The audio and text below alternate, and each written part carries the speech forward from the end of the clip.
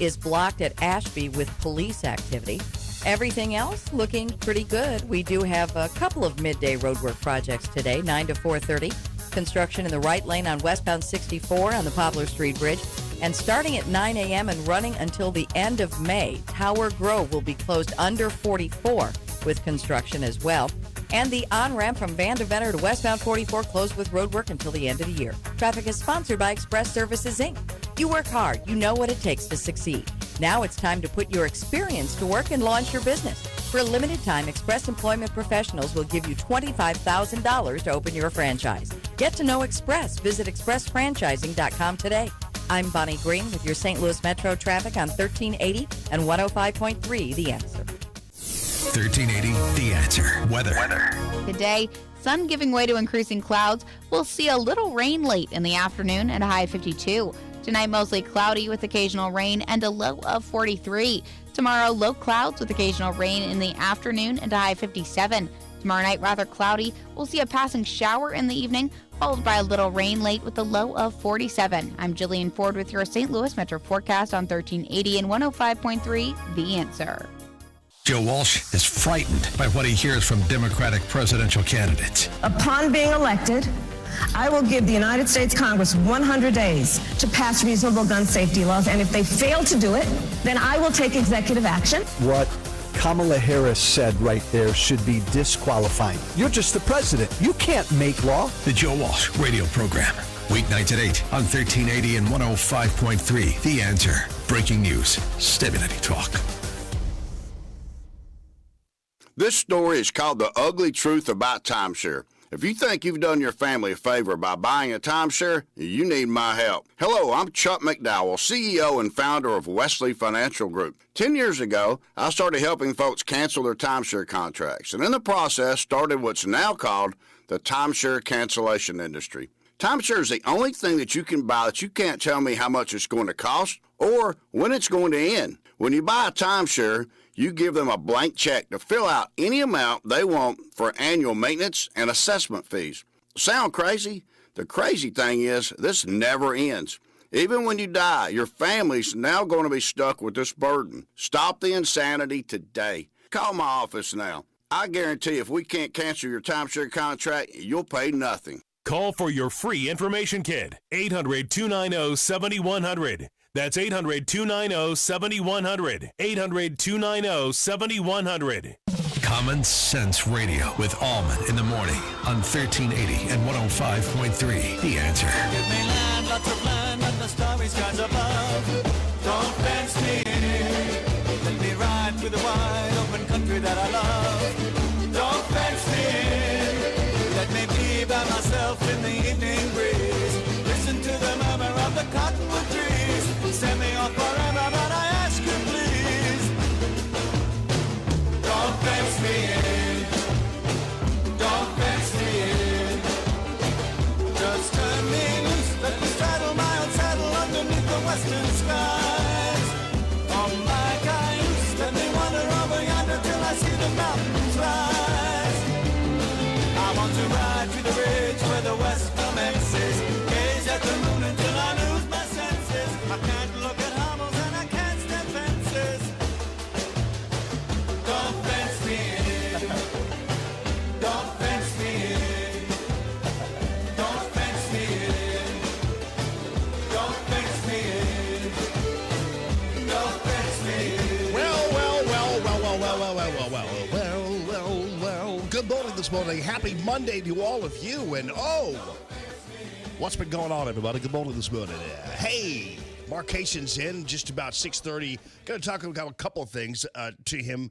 Not only about the synagogue shooting, but also about this thing happening in Ladue, where once again, communities are being preyed upon by the Black Lives Matter crowd because somebody commits a crime, they happen to get shot, and now it's suddenly the police department's fault. So we'll follow up on that, where it's really just a matter of it being easy pickings for these groups of people. And like Ladue, for instance, if it were anything but a white community, you wouldn't have nearly the squawking that you have right now. But they take full advantage of it. And, of course, news organizations and the Post and the TV stations all dutifully go out and cover every inch of it as these people have these vigils and news conferences out in the Schnucks parking lot. I'm Schnucks. I'm like, get out of my parking lot. It's a shopping center. Get out of here. Private property. I don't know where they're holding the actual vigils, but come on. It's just like, it's so predictable, this stuff now. So we'll focus that and talk to Mark Haitian about that as well. So good building this morning. So one thing is for sure, I guess they're going to ask Bernie Sanders. So Bernie, this 19-year-old who shot up a synagogue, you think he should vote? Oh, what? That's unfair. You're speaking hate language. Yeah, I love all these people coming out of the woodwork. See, when they can't really blame anybody but the perpetrator, and the perpetrator actually is a guy who specifically does not blame Donald Trump. In fact, he anticipates all the idiots out there. Even this, as terrible of a person as this guy is, as horrible as a man this guy is, as racist and subhuman as this synagogue shooter is, it still is in his mind that they're going to blame this on Trump somehow. You believe that? The guy's like doing now we not only have manifestos, we have anticipatory manifestos. We have the killers actually anticipating who's going to be blamed, so they make sure, oh, by the way, this isn't Trump's fault, you lunatics. I'm like, wait a minute, you're the lunatic. Yeah, but I'm not as much of a lunatic as some of these other people who are blaming shootings and deaths on Donald Trump. And I love this thing that they bring up about the climate.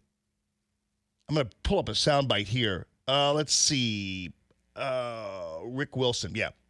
So they love, because it's such a lazy way of being intellectual, of discussing things, because what you do is you say, well, it's not, he might not have done it, but it's just a climate he's created. Now, again, I still can't figure this out.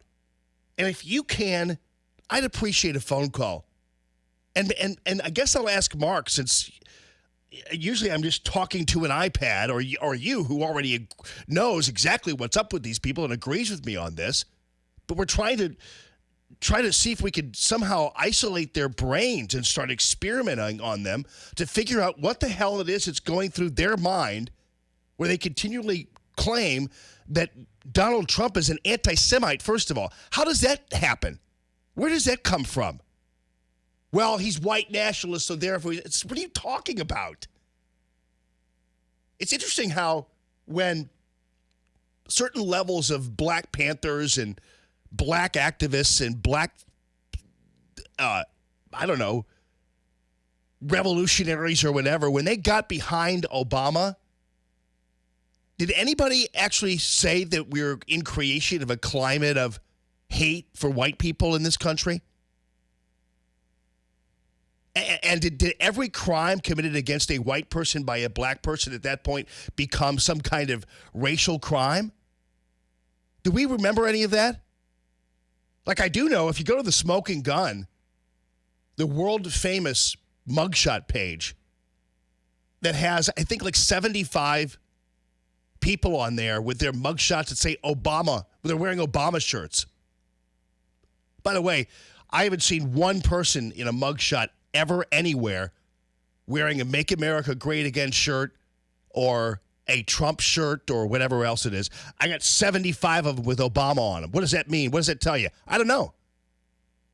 Well, what I'm saying is, when we had the Black Panthers out there, standing out there, these gutless punks outside of the voting booths, with their sticks, like we were supposed to be, oh yeah, man, what I see, you got sunglasses and your name is Mohammed something. I get it.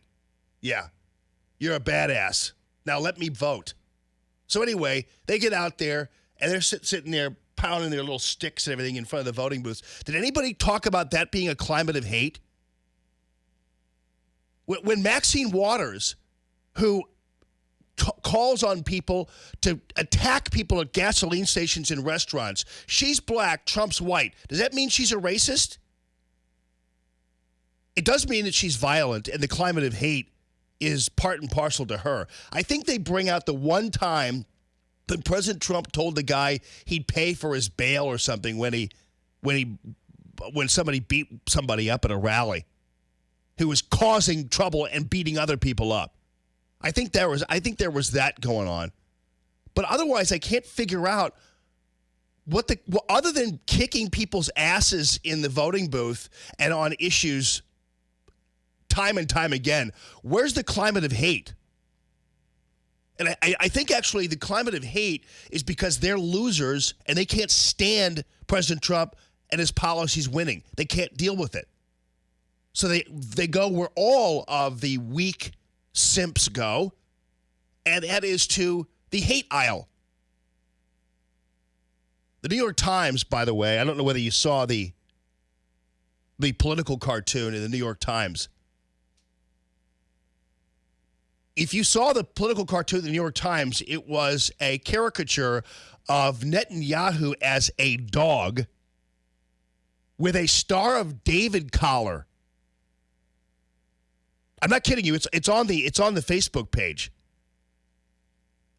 Depicting Donald Trump, Netanyahu as a dog with a Star of David collar around his neck. He actually looks like a wiener dog. He looks like the dachshund. I don't know why, but he does, which really is kind of really weird because that's even worse because dachshunds are famously German. In fact, I had a neighbor. Why am I doing this? But I'll do it anyway. Why not? You have time? I had a neighbor who was a Army veteran, World War II, Battle of the Bulge guy.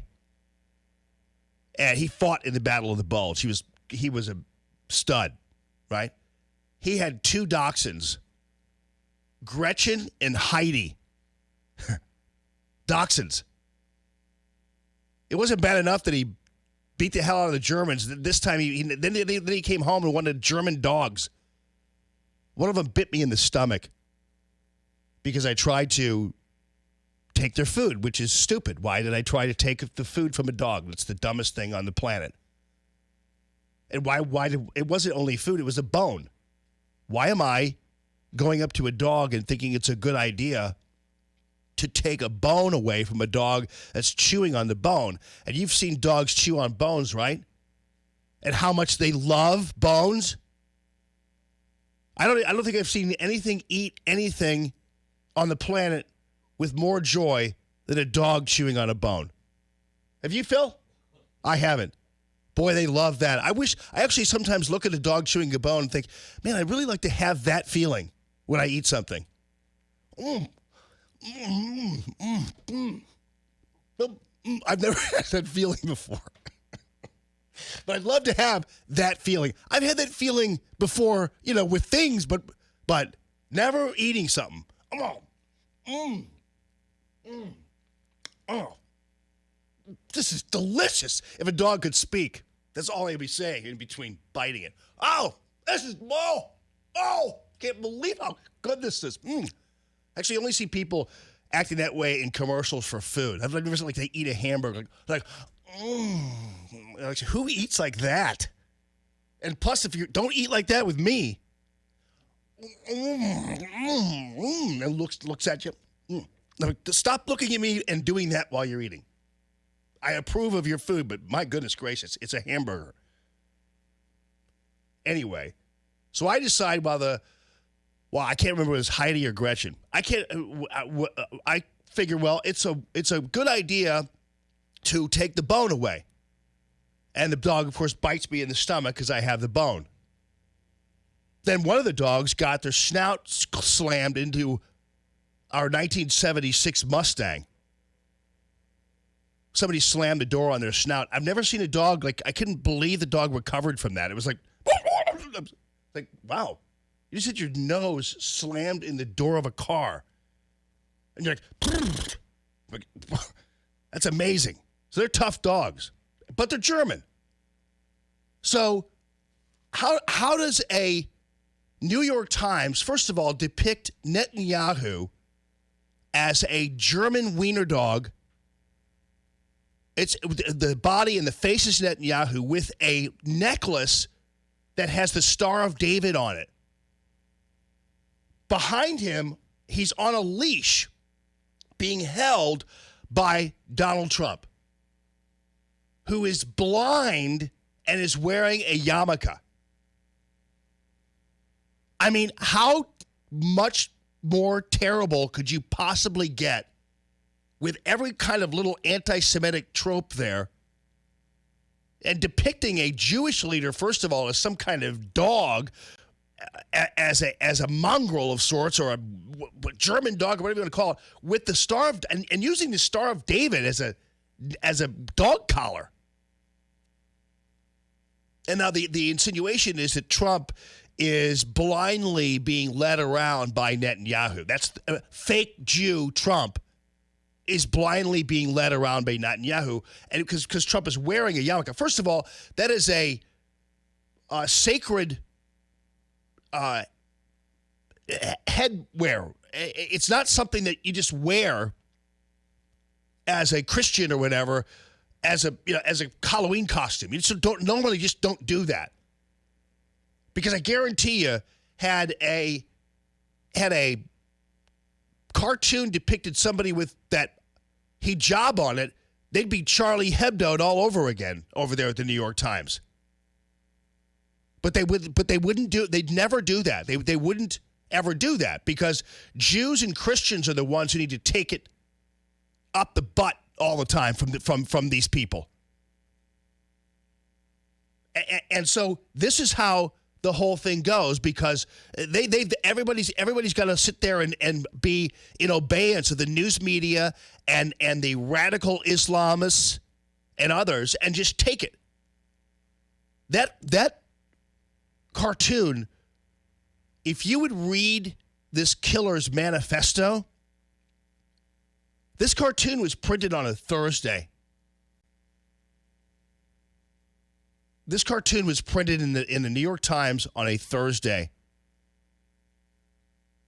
The shooting happened on a Saturday.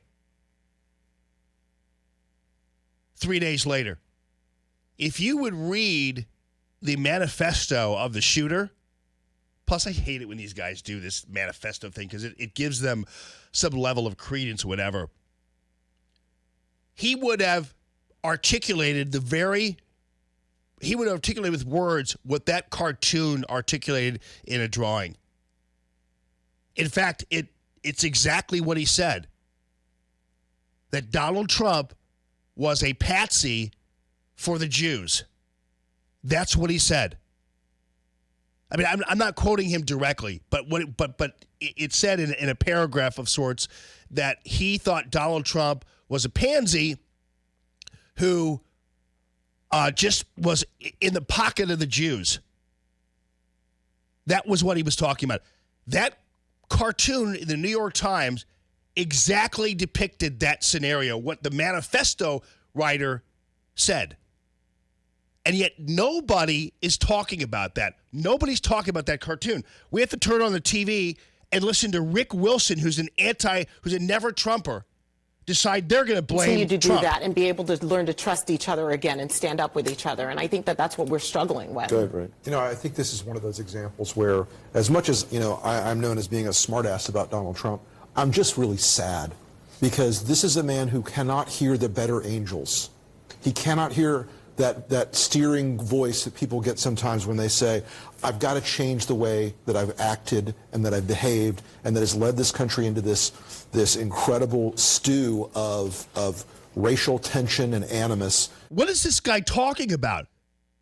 There are 9 people on this CNN panel. Not one of them brought up the cartoon. I guarantee you, that cartoon, had that been in some kind of white nationalist publication, or actually the manifesto guy drew it himself, that would have been big news. That cartoon belonged in, I don't even think radical Islam would print a cartoon like that. And yet I'm not blaming the killing on a cartoon or a shooting on a cartoon, but it sure as hell is not an indication that somehow Trump is the one who caused the synagogue shooting. And this guy, Rick Wilson, who's he's a former Republican strategist, and he's been around for a long time. And this guy, I don't know why they call him a strategist. He hasn't orchestrated one victory for a Republican in his lifetime, except maybe from some small potatoes race of some sort. But you're not much of a strategist, dude. And so, but he's the CNN anti-Trump monkey over there. And they pull him out of his cage whenever they need him, give him a banana, and he'll say anything they want him to. So that's what we get after all that in the New York Times. Look at that thing. It's on the Facebook page, on my Facebook page. Breitbart did something on it. The rest, even the conservative news media, isn't bothering with it. And again, we're not trying to say that was what caused the killing. What we're trying to say is that's not an indication that the hate being generated is by Donald Trump. Unfortunately, the mere existence of President Trump drives these simps crazy. But that's the way it is. If you have any comments on this, feel free to call me. Call Tammy.com real estate listener line is 844-855-1380. Coming up, we're not only going to have Jimmy Hoff, the Gateway pundit, on with us, but we're also going to have Mark Kaysen coming in just a few minutes. And boy, I'm even hearing, I don't know what is up with some conservatives, but I'm even hearing some conservatives, they've got to watch it when they keep attacking Joe Biden over being white and the Anita Hill thing. What's wrong with you people? I'm not you, but you know who I'm talking about. It's like, first of all, there's nothing wrong with being white. And there's nothing wrong with being a white male. It's funny that 3 white males are leading a race for a Democratic nomination when the Democrats tell you they're all diverse. I get it. But nonetheless, there's nothing wrong with being white. And the Anita Hill thing, Anita Hill was wrong. Most Americans knew that when she made her claims. Now suddenly we have a whole new generation of people who are believing somehow that Anita Hill was right. It's like, wait a minute. Do you guys remember that case? They don't. So some people are taking full advantage of it and attacking him. But a 30-year-old doesn't know who the hell Anita Hill is. But when they read about it, it's Joe Biden calling her up and apologizing. He's like, dude, you're they're such babies. Between reparations Beto and apologizer groper Joe Biden. How are these guys going to stand up to terrorists? Can you tell me that? All right, without further ado, ladies and gentlemen, our national anthem.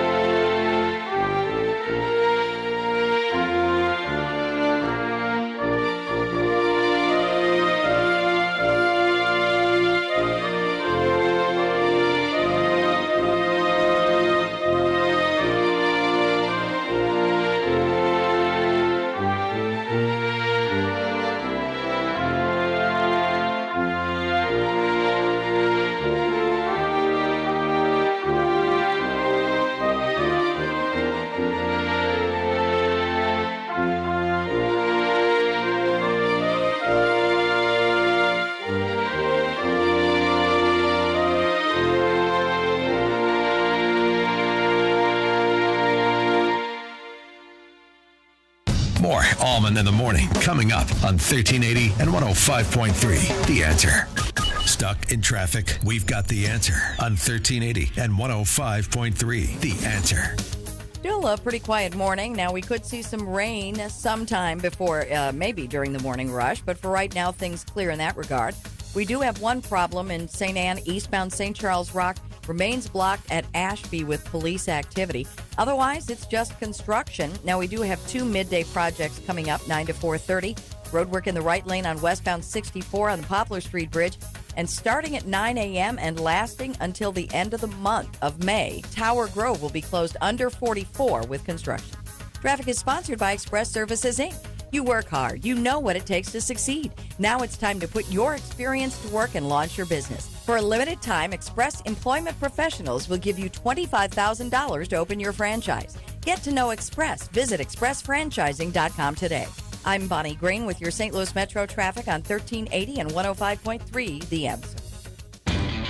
Lowe's knows you'll do spring right by saving on what you need to get your lawn and garden in shape. We do it right too, with deals to help you save every day, like 4 bags of premium mulch now for just $10. And buy 1.5 cubic foot bag of Miracle Grow vegetable and herb garden soil. Get a Bonnie Basics plan for free. Whatever's on your spring to-do list, do it right for less. Start with Lowe's. Offers valid through 5/1 while supplies last. Bonnie offer valid on select 11.8 ounce pots. Valid in-store only. See store for details. U.S. only. Excludes Alaska and Hawaii.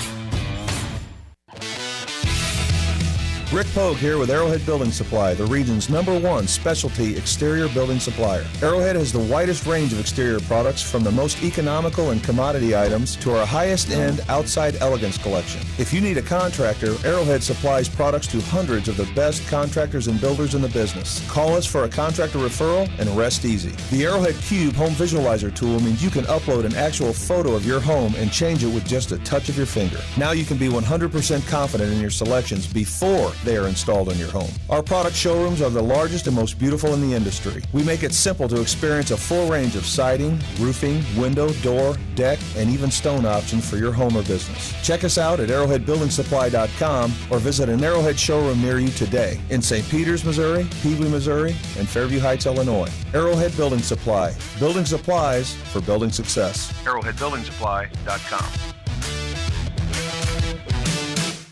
Listen to Allman in the Morning with Alexa. Wake up and say, Alexa, play The Answer St. Louis. Now, back to Allman in the Morning on 1380 and 105.3 The Answer.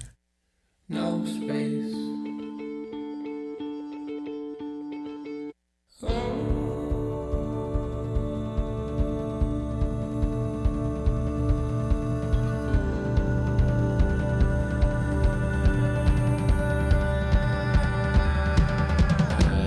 Share your mouthful.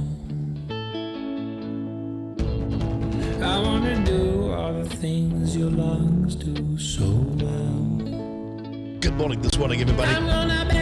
Markation on the way. The Gateway Pundit going to be joining us as well. And if you missed Larry Elder on the show on Friday, he came in kind of late.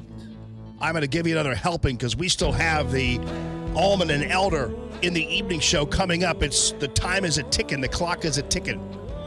On the 9th of May, on a Thursday. Tickets are $13.80, but they're going fast. We have a few left. So make sure you get in while the getting's good. TheAnswerSTL.com is where you can find those tickets. We shall return. With SRN News, I'm Rich Thomason in Washington. A 19-year-old man being held in connection with a deadly shooting at a Southern California synagogue. One person was killed, 3 others wounded in the attack. Among the wounded, Rabbi Yisrael Goldstein. He was shot in the hand and lost a finger in the attack. This happened on Saturday as congregants gathered for prayer at the Chabad of Poway Synagogue. The suspect, John Ernest, may face a hate crime charge along with a homicide charge. When he's arraigned later in the week, he's currently being held without bond. Former Vice President Biden to address an organized labor crowd later today in Pittsburgh. This will be his first campaign speech since announcing that he's in the running for the Democratic presidential nomination in 2020. On Wall Street, stock futures in the red. Dow futures down 14 points. S&P futures off 2 points. More details at srnnews.com. Stuck in traffic? We've got the answer on 1380 and 105.3 The Answer. Traffic along the main drag still in good shape, just in the building stages with the commute sponsored by Express Services Incorporated. It's just a half an hour along 255, 55 and 70. 50 for 270 travelers, 55 and 5570 looks all right along 44 and 55, both of which are at 40 minutes. No more than a half an hour hike along 64, 5570 in the Clinton-St. Clair County line, 70 shaping up nicely at 50 minutes, 10 for you 170 goers, 5570, 20. 45, 64, 40, 70 east in the Poplar Street Bridge, and the traffic it is sponsored by Express Services Incorporated. You work hard. You know what it takes to succeed. Now's the time to put your experience to work. Launch your business. For a limited time, Express Employment Professionals give you $25,000 to open your franchise. Get to know Express. Visit expressfranchising.com today. Enjoy your day. Behind the wheel, leave the phone alone. Jane Chimmick with your St. Louis Metro traffic on 1380, 105.3, The Answer. 1380, The Answer. Weather. Today, sun giving way to increasing clouds. We'll see a little rain late in the afternoon and a high of 52. Tonight, mostly cloudy with occasional rain and a low of 43.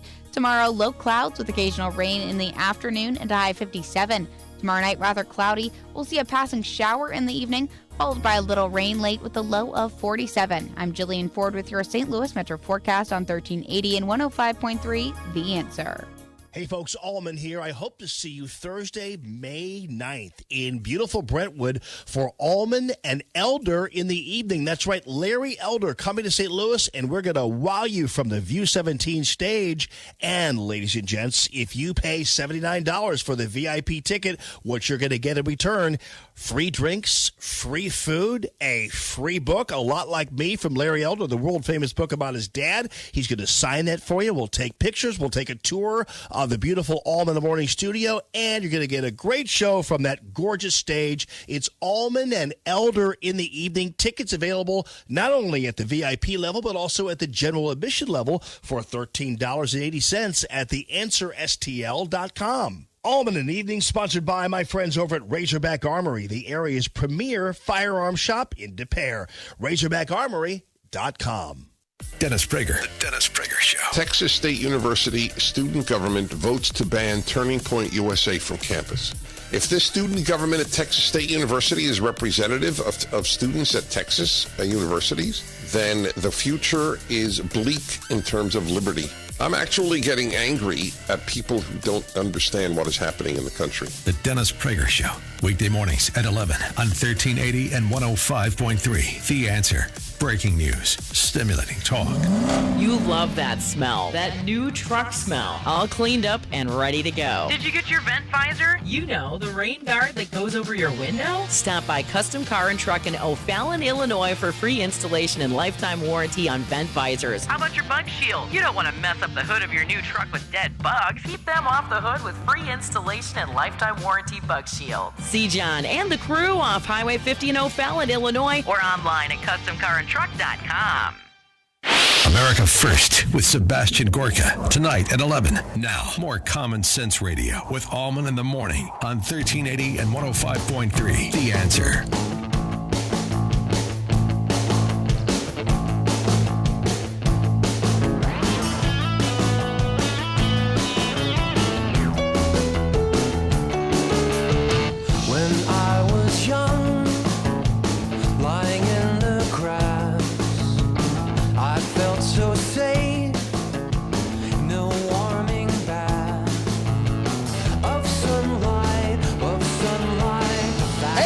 Good morning, everybody. Happy Monday to all of you.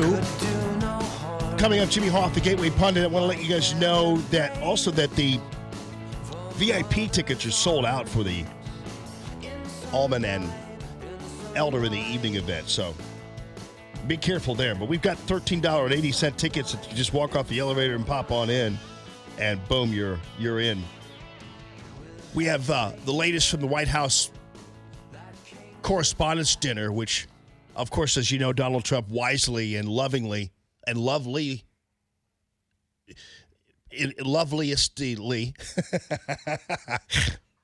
What are you laughing at, dude? Don't look at me like that. I'll make up any word I want to, Mark Kaysen. That Donald Trump decided he wasn't going to go to, and so they decided to make it all about, how important the news media is. That's not true. They keep on acting like they're the gatekeepers of truth and everything else. What they are most of them are traitors, and a lot of them are not truth tellers. They're liars, and they're also basically palace guards. All they do is support the state. They don't support the country or people out there watching them. So we'll follow up on that. And also we're going to get the latest. Remember when Robert Kraft with the Patriots, you'll appreciate this. Mark Casey, welcome to the show, by the way. Remember when Robert Kraft was arrested, right? Down there in Jupiter, Florida, over this whole massage parlor thing. Prostitutes, okay. Well, but what they talked about it as they said that it was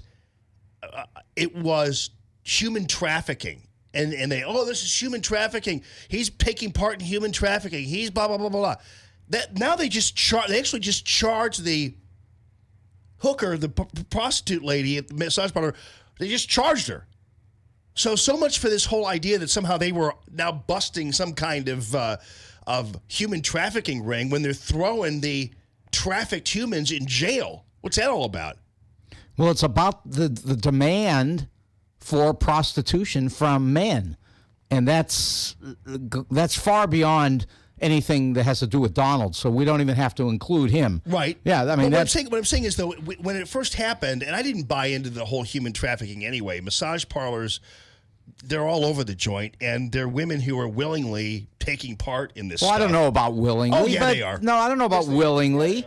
They they may have a need for the money, and so they go along with something that they certainly don't willingly do. Well, people don't bust tables willingly either. So, I mean. Well, you said willingly. I know, I'm just telling you. See, but every time you lie, that lava lamp blinks on and off. I just want to let you know. It's funny how that's blinking on and off now. See, look at that. Now it says Mark just bold-faced lied. Yeah. I just want to understand the creator of Common Sense Radio. Yes. Takes a bone out of the mouth of a dog. That's that's the part I'm trying to figure out. I don't know. That was when I was young, and boy, did I do some stupid things. I did some really great things, like take a McDonald's straw, light it on fire, and drip it on an army man.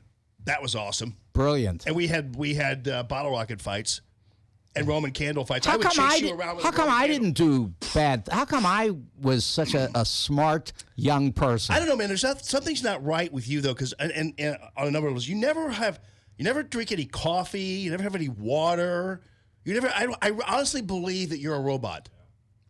It's possible. I think you were let off of the roof from the spaceship because you never have anything. I've never seen you eat.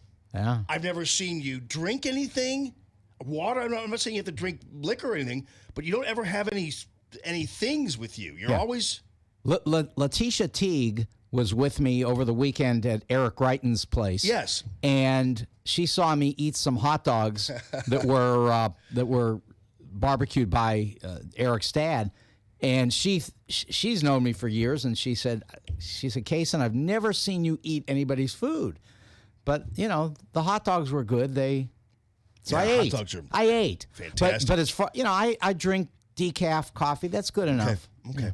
Yeah, my dad, Natalie, my 11-year-old, we went to the ball game the other day. She had 2 hot dogs. Listen, you know what? There's something about, I'm glad I'm raising women who eat because that's a good thing. There's nothing better than having a woman actually who eats food instead of picks through it or has a little this and that. I don't do this, I don't do that. Like people just get in there and eat. I can't wait till wait till all your kids end up being radical leftists, and you sit around and you go, gee, how did this happen? There's no way. I don't. Okay. We'll see. You know how Aiden came home dressed when he got off the bus from D.C. He had a "Make America Great Again" red sweatshirt, hoodie, and a "Make America Great Again" hat. He gets off the bus from D.C. wearing that. That's so much for that. Well, he hasn't been in any of my classes yet, and I haven't showered him with gifts of books that would help him to think better. No, we burn books at my house. No, just kidding. No, they have I already have 2 older kids that I have raised, 29 and 27. And they're nowhere near being radical leftists. In fact, my daughter Katie learned a pretty good lesson when she was up in New York when she first got there. First of all, she was going up there to work on a startup, and she went to Indiana University, which was expensive. It was very expensive. But you know what? The people there at IU, it was the best money I ever spent. Because the professors at IU never bothered talking about their politics or anything else. IU was fantastic. So she graduates. She goes up to New York to work for this startup. It was called Jetaport, and it seemed like a good idea at the time. It was one of these organizations. It was almost like a Groupon for travel. It seemed like it was going to be a good idea. It might still be a good idea. So they start up, and then suddenly 2 weeks later, they come and go, you know what? We can't pay you, but we will. We just can't pay you right now. Like, we're having trouble right now. She's like, nope, I'm not working for you for nothing. Bye. And so she went out, and she's in New York, by the way. I had to help her out a little bit because, suddenly she was, had to pay rent, do that kind of thing. But she went, and then she started to wait tables. Now, Katie is an excellent server. I was going to call her a waitress, but you can still call her that. She doesn't mind. But anyway, she was excellent. And you know what they did at the restaurant in New York? They pooled the tips at this restaurant. So what happened is everybody would work the entire day and then, or at night, then everybody was then to turn over their tips basically into one kettle, and it would be divided among everybody. And boy, I'll tell you what, my daughter, God love her, raised some holy hell over this thing and said, wait a minute, so that means that I'm busting my rear end, I'm getting tips, right? And yet the other person who's not busting their rear end still shares, I still have to share my tips with those people. Bernie Sanders might have as well been running the joint, because that is socialism in its full redistributive core. And it's really not. And it's, first of all, I agree, it's wrong. I'm against that. I'm a radical leftist. I'm against sharing tips. I want the government to come and take your money and give it to everybody. Not some little. Right, but you're missing the concept here. That's the concept. Is it's still that way, except Katie at this stage in your worldview is the CEO.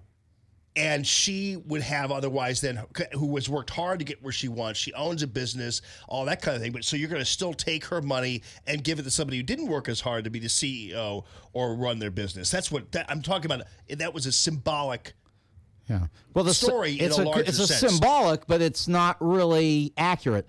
If you take, and I'm not going to get into a big thing, but Frederick Hayek is the big name that all you conservatives, Steve Moore, and all these guys quote him. They love him. They think that's the. So here's the thing. In a book that he wrote, The Road to Serfdom. Yeah. Which is, that's your Bible. Now you're talking about. There you now go. You're talking right. like, oh yeah. Yeah, but there's only one. There's only one problem. I was watching that Ryobi lawnmower and wondering if it worked while I was listening to you, and then you said Road to Serfdom. I'm like, boom. Absolutely. You might as well have said Calvin Coolidge. I'm saying that's your guy's book. Exactly. Okay. He's my man. Yeah, there's only one page. There's only one problem. I can show you the page where he says that everything is true about socialism and capitalism, but when people are at the bottom of the rung and in really bad shape, that the government does have a role to play in helping to lift those people up. So it's why Hayek says, it's why I support the food stamp program. Yeah. I mean, I've never had a problem with the government taking money from me in the essence of, I wish it was the state, not the federal government, but that's another story. And helping people who cannot help themselves. So exactly. I've always been a huge supporter. I always kind of cringe a little bit when the Republicans go after the food stamp program. And I realize there's a certain level of fraud. I get it. But for the most part, if there's one social program that I think actually does work and is useful and is utilized on a level where once people don't need it anymore, they don't get it anymore, basically. But it helps people. So I don't mind those programs. The problem is what we've done is we built up these monoliths. We've built up the Medicaid. We built Obamacare, all nationalized health care, all these things that actually become a huge liability on the government right now. Our social program liabilities, and believe me, I even think when it comes to Medicare and even Social Security, these are still entitlement programs because you're still getting back 3-to-1 what you pay in. And so I do believe that our liabilities are excessive. And in fact, if you look at the government and what we're spending money on, 3/4 of our budget is on social liabilities, which the Founding Fathers never would have intended. The Founding Fathers had no idea that the Industrial Revolution was coming. So forget the Founding Fathers.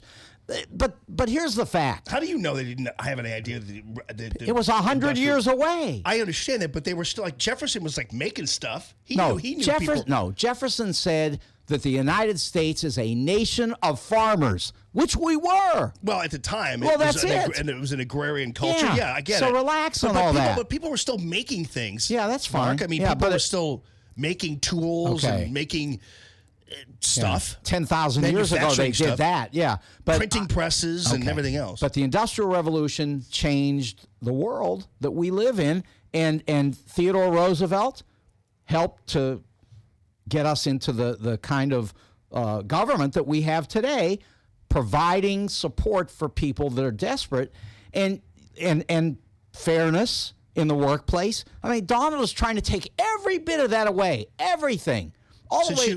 No, he's not. Since you take one page out of the Hayek, is he Selma Hayek's dad or something? Maybe? I don't think so. Or grandfather? Yeah, nice try. Well, I don't know. I wonder what he'd think of somebody drinking wine running down her leg. I just didn't know what he thought about the road. He probably drank. Oh yeah, I would guess. So let me ask you this though: if you look at, for instance, Social Security, and you look at why, you know what it looks like on a paycheck, right? I don't know what you're asking. Well, it doesn't say Social Security on your paycheck. It has the abbreviation for supplemental income, right? That's what Social Security was designed to be. But it's changed. No, it hasn't changed. Sure, it's changed. You all changed it. Well, that that's was the right. problem. Well, of course, because this is a democracy. It's not a democracy. Well, it's a democratic republic, and what we do is we come up with ideas, and through our legislature, we change things. Right, but we didn't change that through legislation. We just started to use that supplemental Social Security insurance, so to speak, income. We use it as a slush fund. So therefore, the Social Security being used right now in the till is being used to pay people now. But it's coming out of your check and my check and the check of a 30-year-old because it's already been spent. The people who are collecting now, their Social Security that they paid into has already been spent on some other stuff. We know all that. Look, when our parents don't have to eat dog food, that's what Theodore and Franklin Roosevelt gave to us. The protection of people in this society who need it. We don't have old people lying in gutters and we have to step over them. We don't. As a matter of fact. That's right. Old people are well. Have you seen all the taken care of in the United States? Oh my Lord! Sure. Do you know how many independent living facilities are being built in St. Louis? If you drive up 40, you'll see 7 of them. I mean, people are living longer. They're not eating dog food. They're well taken care of, and in fact, there are people now who. With Medicaid, Medicare, all that kind of stuff. And again, Medicare is a 3-to-1 payback. And that's a social program. We need to be careful about how we spend that. I love it when Mark and they say, we know that, whatever. And it's like no, because soon we're going to have Medicare for all, which they will make actuarially sound. Why are we doing Medicare for all? Okay, because everybody needs to get rid of these private insurance companies that spend 30% on every dollar for trying to sell their services.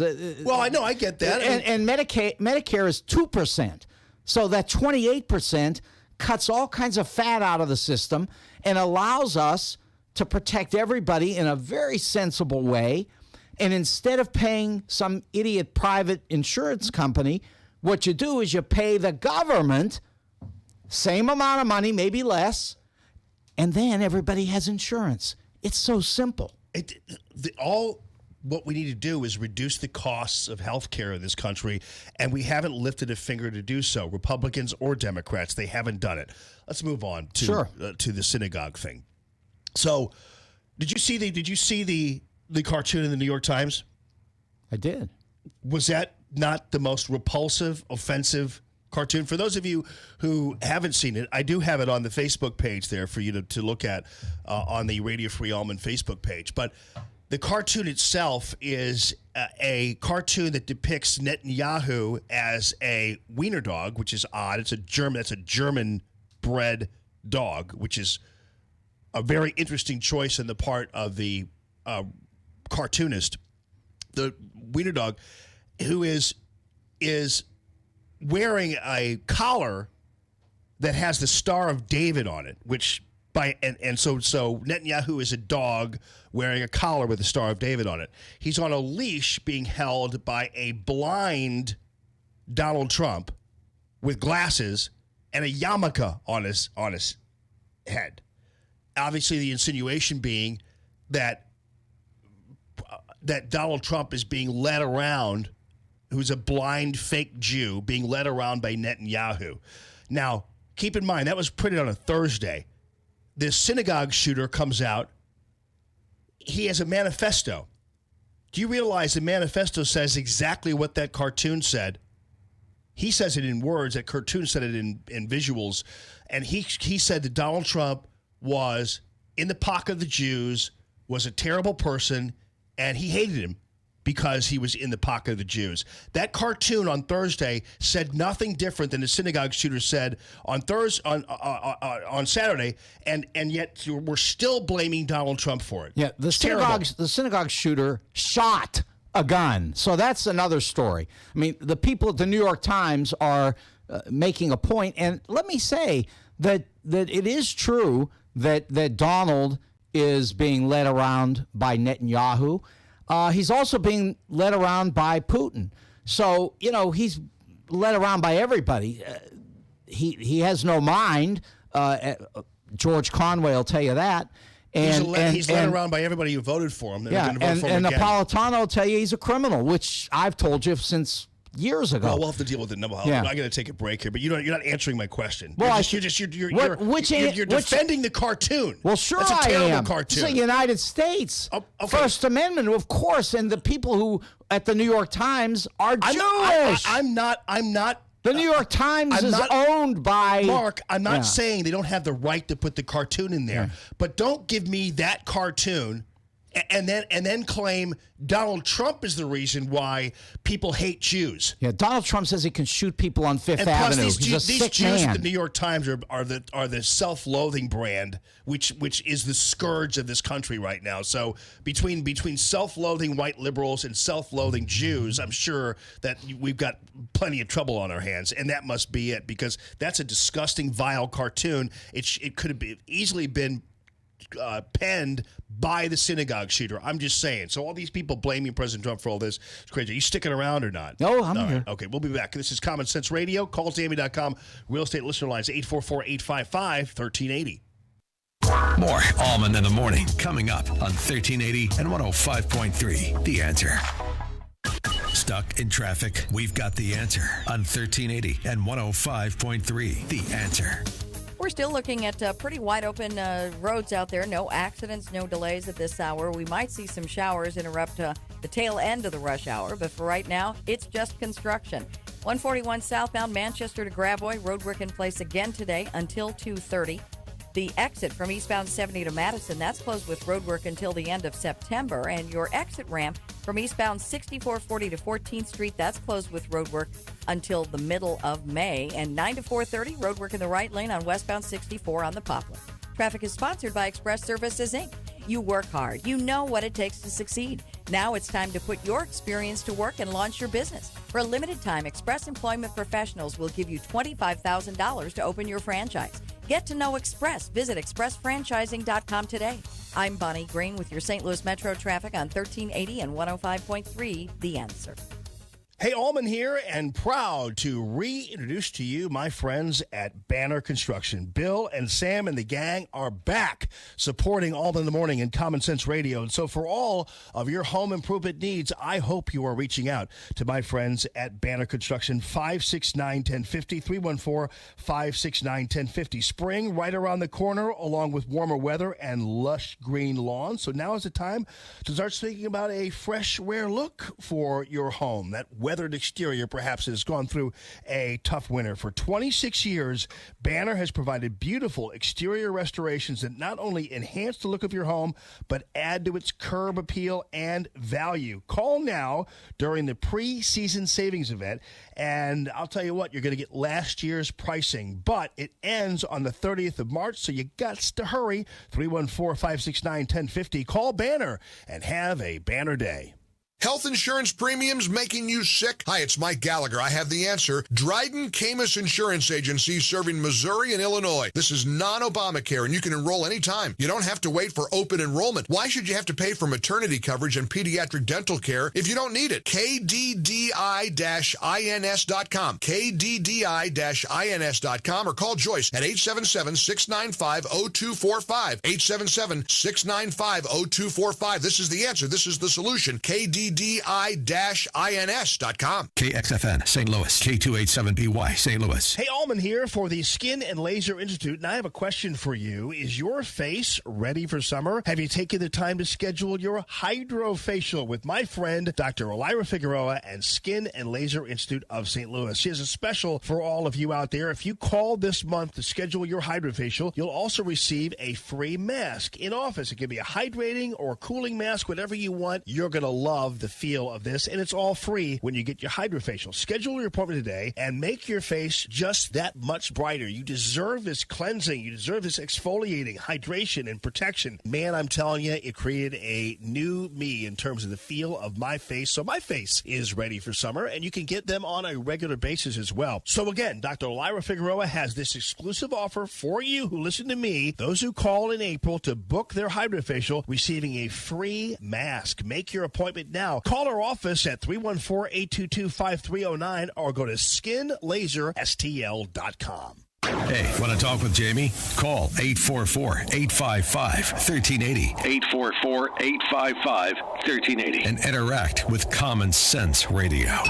This is Allman in the Morning on 1380 and 105.3. The Answer. Good morning this morning. Happy Monday to all of you. If you call the Tammy.com real estate listener line, you too could get involved in screaming at Mark. 844-855-1380. And you know what? I don't know whether you know this or not, but it's really fun.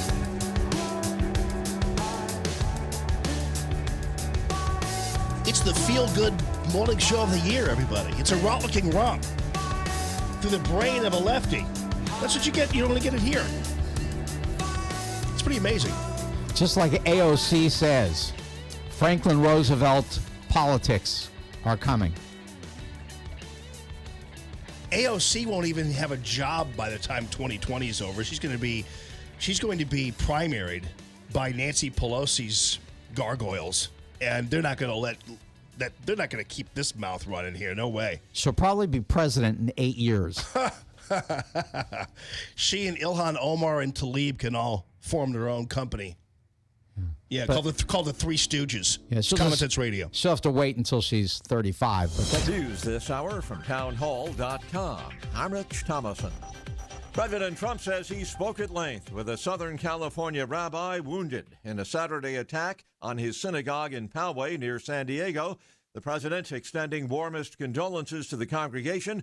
3 people were wounded, 1 killed in the attack, and a vigil has been held in honor of the victims. People gathered in a park in Poway to hold candles and listen to prayer in Hebrew. Rabbi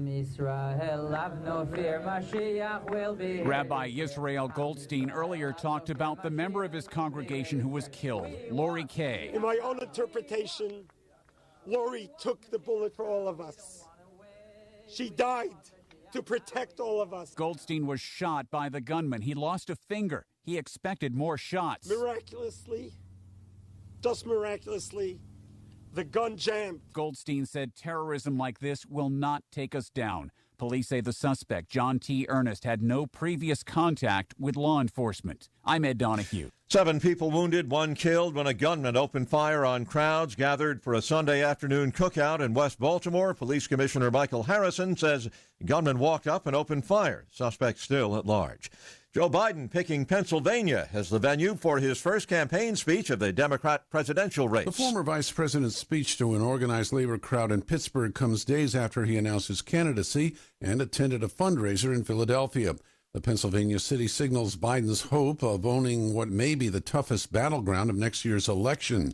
President Trump's campaign is already mapping out a strategy to win Pennsylvania for a second time, and the state forms the core of the president's likeliest path to victory. Correspondent Jeremy House. At the moment, stock futures pointing to a lower open on Wall Street. Dow futures down 20 points, and S&P futures 2 points in the red.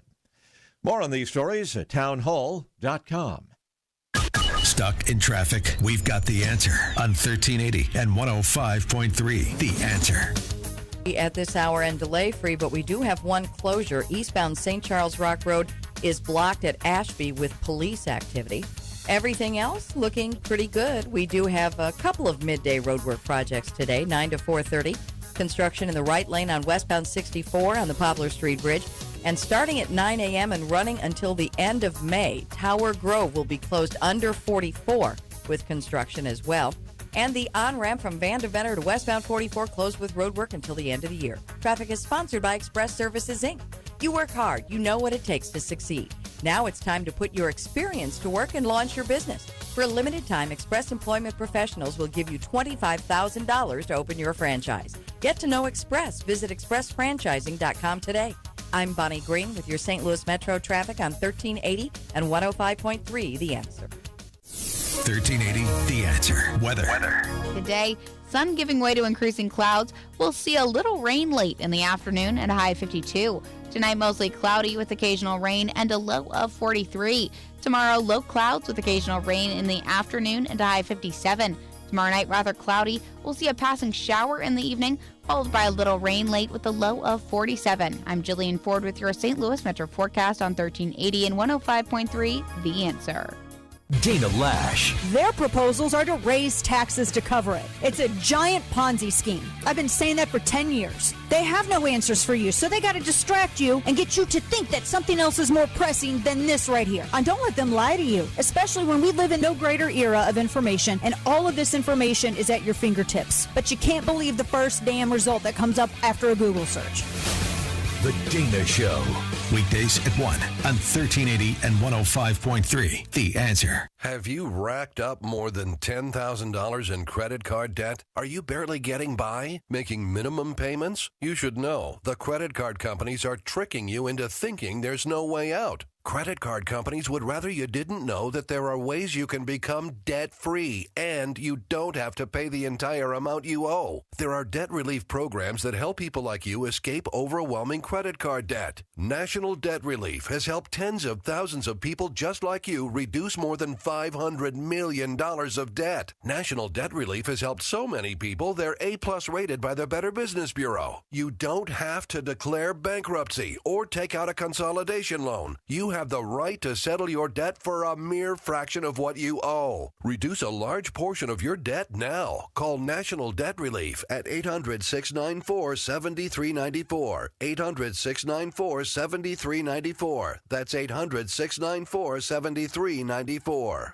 Common Sense Radio with Allman in the morning on 1380 and 105.3. The Answer. Give me land, lots of land, and the starry skies above. Don't fence me in. Let me ride through the wide open country that I love. Don't fence me in. Let me be by myself in the evening breeze. Listen to the murmur of the cottonwood trees. Send me off forever, but I ask you please. Don't fence me in. Don't fence me in. Just turn me loose, let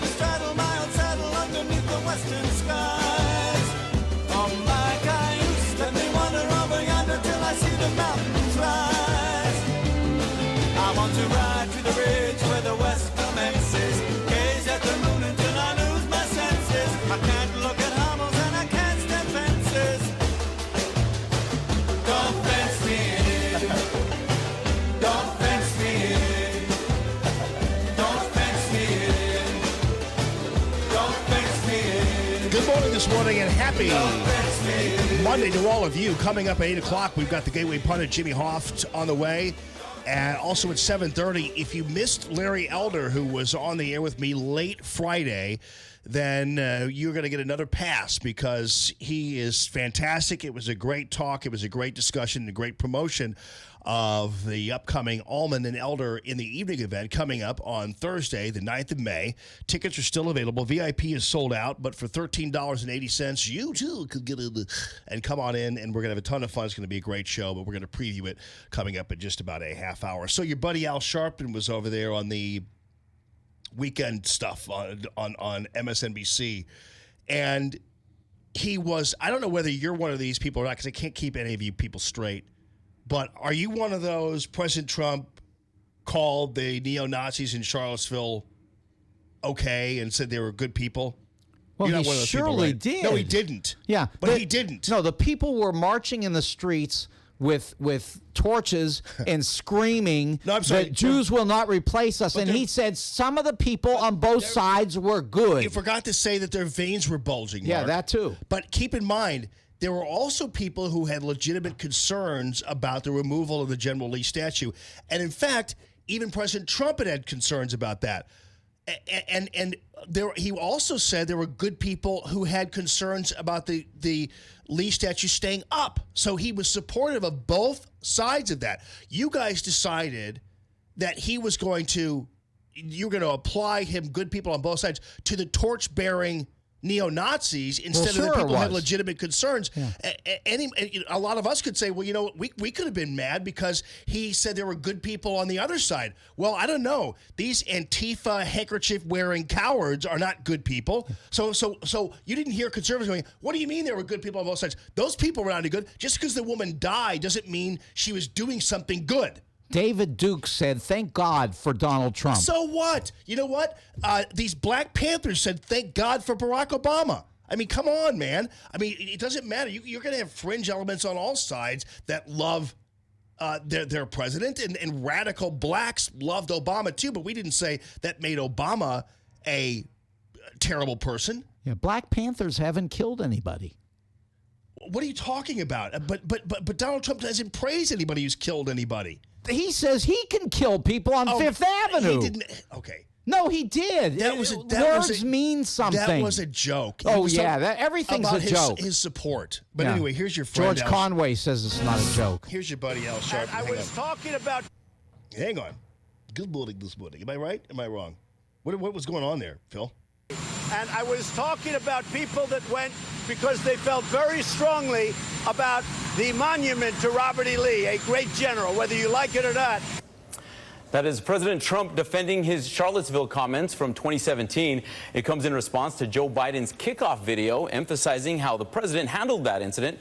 Joining me now, Reverend Al. That Joe Biden commercial made me so mad. You talk about veins bulging. That was unnecessary for them to be putting out these images of these Nazi flag guys and saying, make me president because the other guy supports him. That was the most gratuitous, low-hanging fruit blow that a guy like Biden, it's almost unbecoming of the guy. Up until that point, I kind of thought, well, I don't know. I mean, I think if I had a beer with him, I might like him. Now I think if I had a beer with him, I'd have the glass down his throat in 10 seconds after seeing this video. Now, I wouldn't do that to him, really, but, you know. I thought the video was extraordinarily good. Of course. No, really, I did. Yeah. And mainly because of all the presidential candidates, here's a guy who has come directly after Donald and said, no, we're not going to have this kind of a country. We're going to change this. What are you talking about? This kind of a country?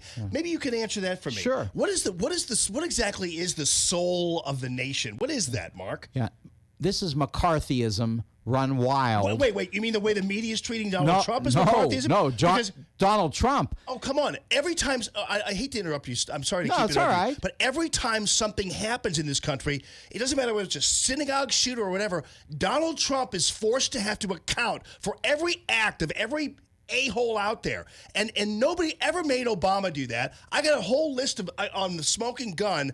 And if you can find that, Phil, let's put it up there. It's the whole entire list, not a list, but it's pictures of 70, 80 people wearing Obama shirts in their mugshots. Okay, and nobody ever said that's Obama's soldiers all committing crimes. Nobody ever said that. But you talk about McCarthyism. We're living in McCarthyism right now. But it's so weird how you actually think it's Trump who's exercising McCarthyism when it's the entirety of the media. Donald Trump is blamed for every damn thing that happens in this country because you guys keep on talking about what a racist he is and all that kind of stuff with zero proof, zero evidence. You have no evidence at all that Donald Trump's a racist or an anti-Semite or any of that garbage you guys keep spewing. Yeah. 62% of the people in the country, give or take, agree with what I'm saying. Yeah, they're idiots. And 37%, give or take a couple, agree with Donald's How would side. you not agree with that when that's all you're hearing on the news every day? Hey, Joe McCarthy had 34% of the people supporting him in this country when he was disgraced. And that 34% number is like zero. So he'll always have that. You guys bring this stuff up and you act as if it's Trump who's the one who's committing all these offensive acts in this country.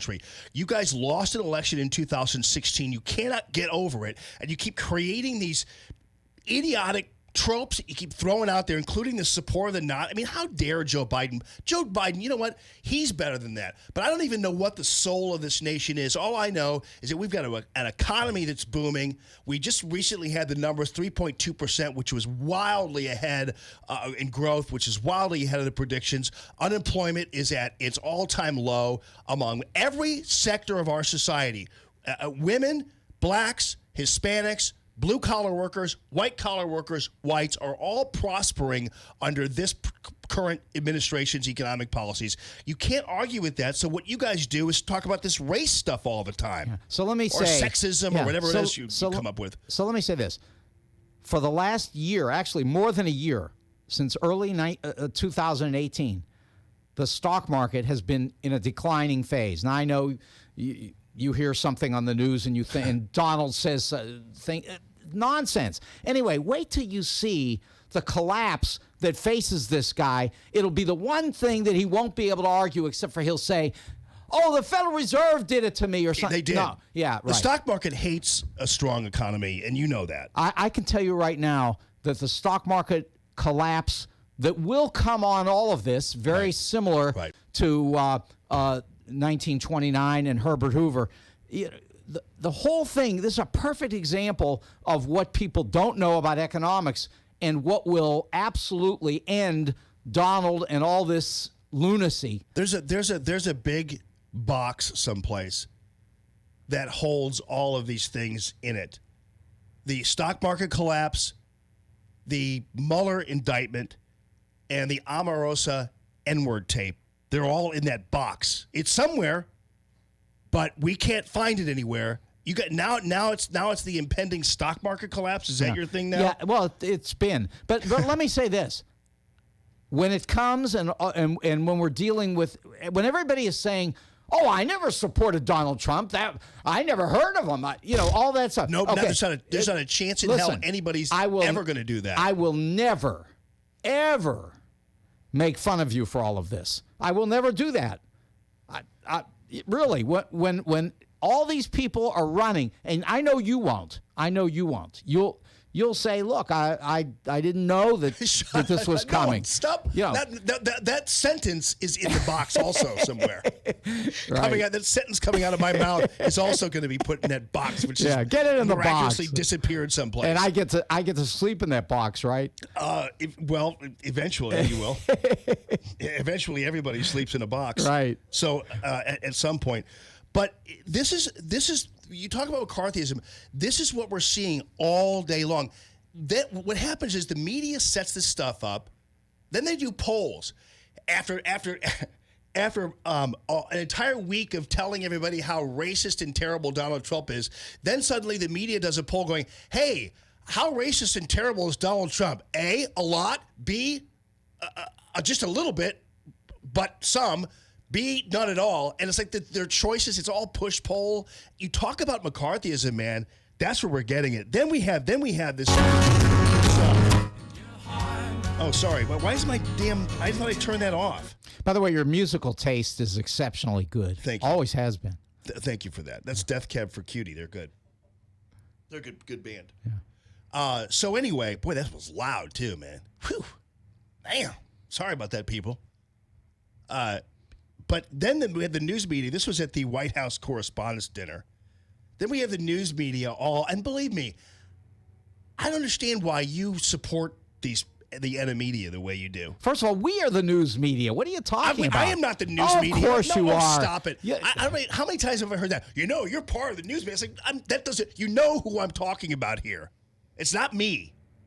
I'm telling you, the two of us are part of the news media in St. Louis. I would never. And this is the United States, as far as I can tell. Mark, I would never in a million years go before my people and tell them that my voice is doing the noble work as this idiot professor. Because this is Ron Chernow. I'm sure you love him. I know him well. I'm sure you love this guy. Great. He's the NPR monkey. He's like Rick Wilson is at CNN. They take him out of his cage, feed him a couple bananas, and he'll say anything he wants about how great the news media is. He's a historian. So, I know he is. Yeah. But so I would never in a million years say on even my own radio show that I'm doing the noble work to preserve democracy. I would never in a million years talk about myself the way the news media talks about itself. Most of these people are only in the news media because it was the only thing they could do because they couldn't do anything else. I mean, just look at the way the news media is stacked with all these ne'er-do-wells.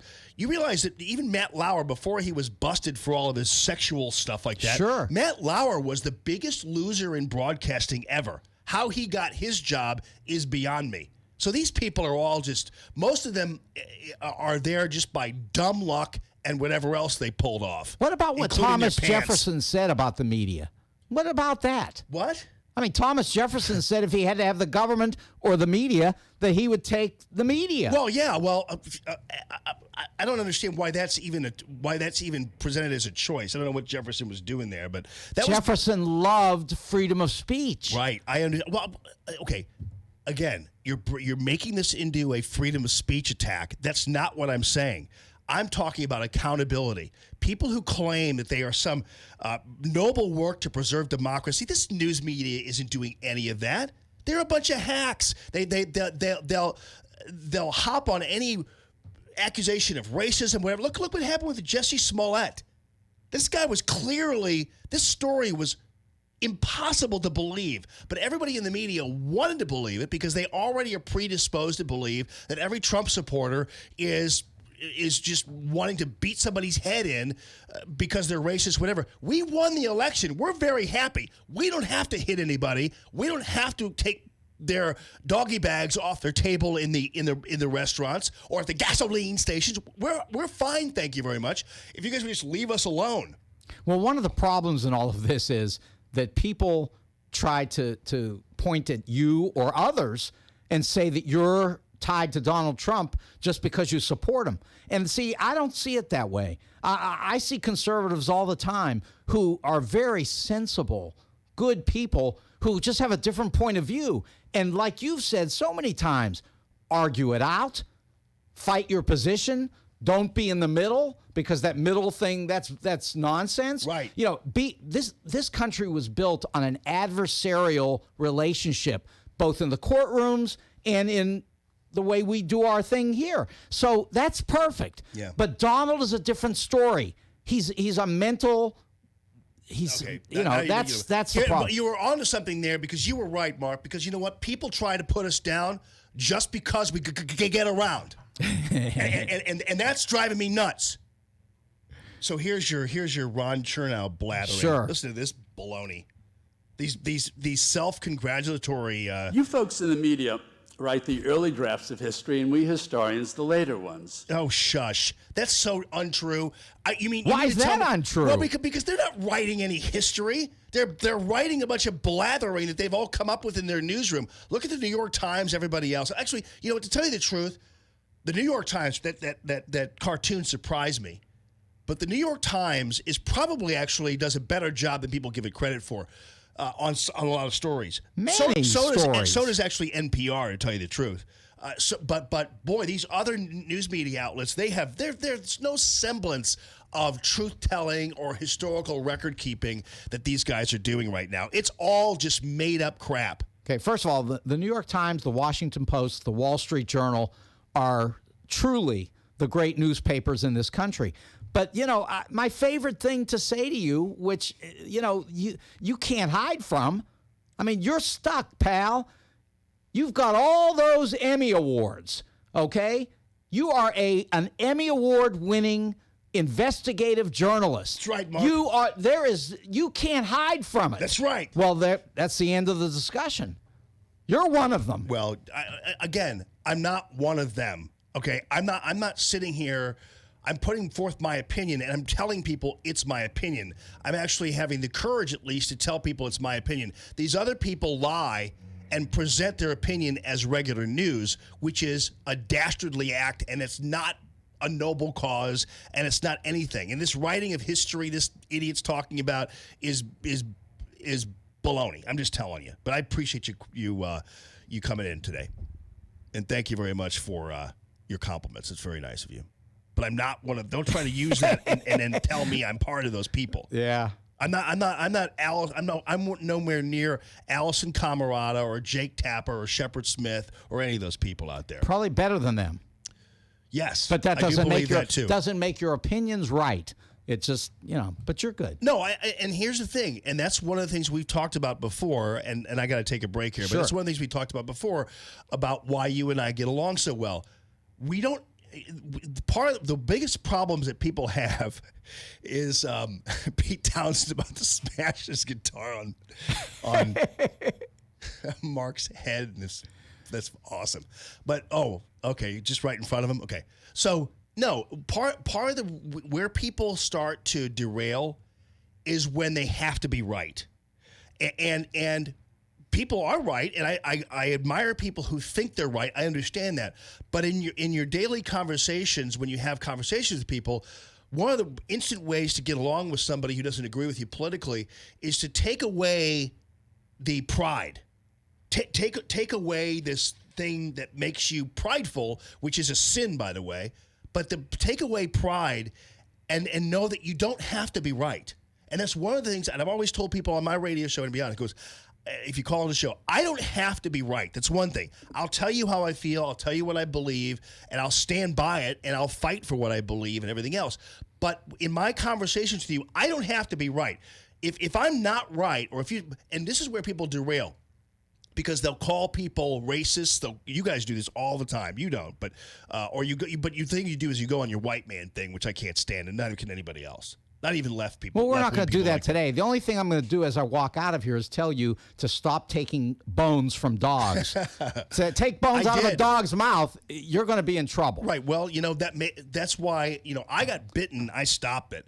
When are we going to be able to stop the media from blathering their lies? Because they've yet to be bitten in the way that I was bitten by the dog. And I hope that somebody bites them one of these days. Not hurts them. That's not what I'm talking about. But I'm talking about holding them to account. But Mark Kaysen, thanks a ton. Call Tammy.com real estate listener lines 844-855-1380. It's Common Sense Radio. Live from the Arrowhead Building Supply Studio, this is Allman in the Morning on 1380 and 105.3. The Answer. Stuck in traffic? We've got the answer on 1380 and 105.3. The Answer. An accident causing problems right now, still on 270 southbound at Doherty Ferry. It's blocking a right lane. We can see it from the jam cam at Doherty Ferry. 270 northbound, your delay there. Gravois to Manchester. 55 southbound, 64 to the 5544 underpass slows, and 70 eastbound, backups there. Bryan Road to Hughes. Midday roadwork today, 9 to 4:30 in the right lane on westbound 64 on the Poplar Street Bridge. And starting at 9 and going until the end of May, Tower Grove will be closed under 44 with roadwork. Traffic is sponsored by Express Services, Inc. You work hard. You know what it takes to succeed. Now it's time to put your experience to work and launch your business. For a limited time, Express Employment Professionals will give you $25,000 to open your franchise. Get to know Express. Visit expressfranchising.com today. I'm Bonnie Green with your St. Louis Metro traffic on 1380 and 105.3 The Answer.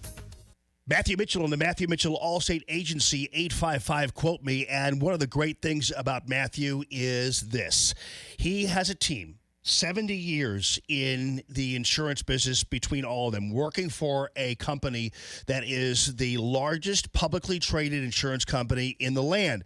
What's even better about that for you is the fact that it is incredible what they're able to do in terms of wiggle room. So a lot of people think, well, a big company's so wealthy, they must be wealthy because they're taking advantage of people. No, they're wealthy because they have so many people who are subscribing to their insurance plans because they have great ones. That's how you achieve greatness like that, is by just simply being competent and doing well with what you have.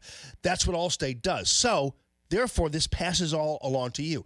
They don't have to nickel and dime you. They can take a insurance plan and give you low premiums and low deductibles all at the same time. Normally, these insurance companies will keep your deductibles high, but because they don't want to pay you, all right? But also, it just says, listen, if you're going to be on our plan and something happens, we want to pay you. That's what insurance companies should be doing. That's why people love these guys, the credibility and the enthusiasm of making things happen. That's why when you're a 16-year-old driver, you're not having to break the bank, because they have a special plan for young drivers that other people just do not. They do home insurance, obviously, and life insurance as well. I have all three with the Matthew Mitchell Allstate Agency. 855-QUOTE-ME. Business owners, self-employed, part-time employees, are you struggling to pay your bills because you no longer can afford your health insurance? Hi, it's Mike Gallagher. With Obamacare premiums skyrocketing, higher deductibles, and shrinking networks, let me introduce you to Dryden Camus Insurance Agency as the answer, the solution. Dryden Camus Insurance Agency has non-Obamacare ACA-compliant plans that do not fund abortion. There's no enrollment period, and you don't have to pay for expensive extras like pediatric dentistry or maternity care. Contact Joyce at Dryden Camus Insurance Agency and start saving up to 60%. Call 877-695-0245. That's 877-695-0245, or just go to kddi-ins.com. Cut through the confusion and save money with Dryden Camus Insurance Agency, serving Missouri and Illinois. This is the answer. This is the solution. Dryden Camus Insurance Agency. Just go to kddi-ins.com. Good morning this morning, and welcome back. CallTammy.com real estate listener line is 844-855-1380. And coming up in just a few, if you missed my conversation on Friday with Larry Elder, which came, of course, very late in the show. And as you all know, as I've explained to you before, some people are the 4-hour folks, and they'll hang in there all 4 hours. But other people, because morning radio is like that, they will kind of interchange and that kind of thing. So if you didn't hear us, then you're going to hear it again. If you did, I apologize, but it's Larry Elder and me. So come on, you just another helping of us for Allman and Elder in the evening. That's coming on Thursday, the 9th. So we had a great conversation. I want to share it with you, early morning people, if you missed it, if you're a late morning person. So it just kind of depends. It's all rotating. One time I had somebody come up to me and go, "Hey, Jamie, I love your show. I listen to it all the time, and I just can't get it up. I love your show so much." I go, "What time do you listen?" "Between 7 and 7:15. I'm going, wow. That's a challenge, because you got to make sure you're hitting all the hits and getting everybody, and you got to keep them, grab them, and satisfy them. But morning radio is like that. It's just a kind of revolving thing. So that's why sometimes we will play it again, Sam. Hey, by the way, Jimmy Hoff, the Gateway Pundit, on the way. And how about this Robert Kraft and the human trafficking thing? It doesn't seem to be working out to be that kind of story. We'll talk about that, too, on the other side of this break. Have a good one.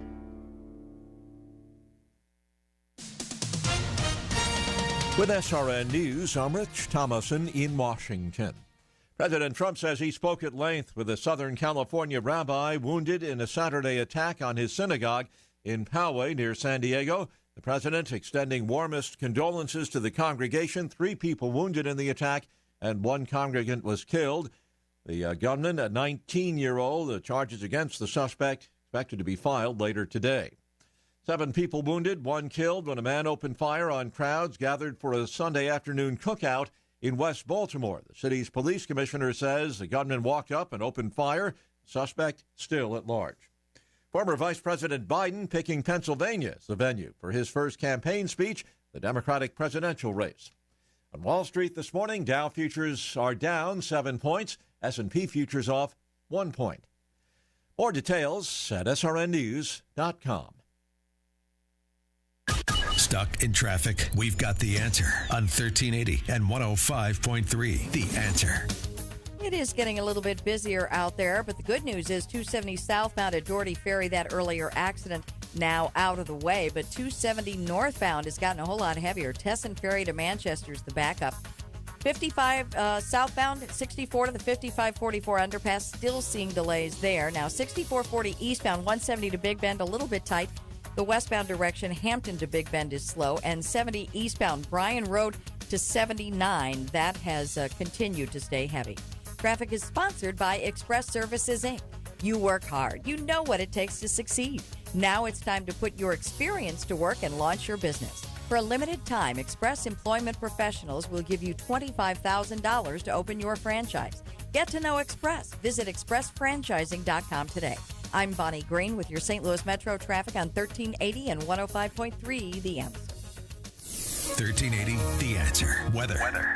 Today, sun giving way to increasing clouds. We'll see a little rain late in the afternoon and a high of 52. Tonight, mostly cloudy with occasional rain and a low of 43. Tomorrow, low clouds with occasional rain in the afternoon and a high of 57. Tomorrow night, rather cloudy. We'll see a passing shower in the evening, followed by a little rain late with a low of 47. I'm Jillian Ford with your St. Louis Metro forecast on 1380 and 105.3 The Answer. Joe Walsh says sometimes you have to stop and get back to the basics. Because I fight in the political world every minute of my waking day, I overlook often the power of prayer. Well, I don't pray enough, and I don't respect the power of prayer enough. The Joe Walsh Radio Program. Weeknights at 8 on 1380 and 105.3. The Answer. Breaking news. Stability Talk.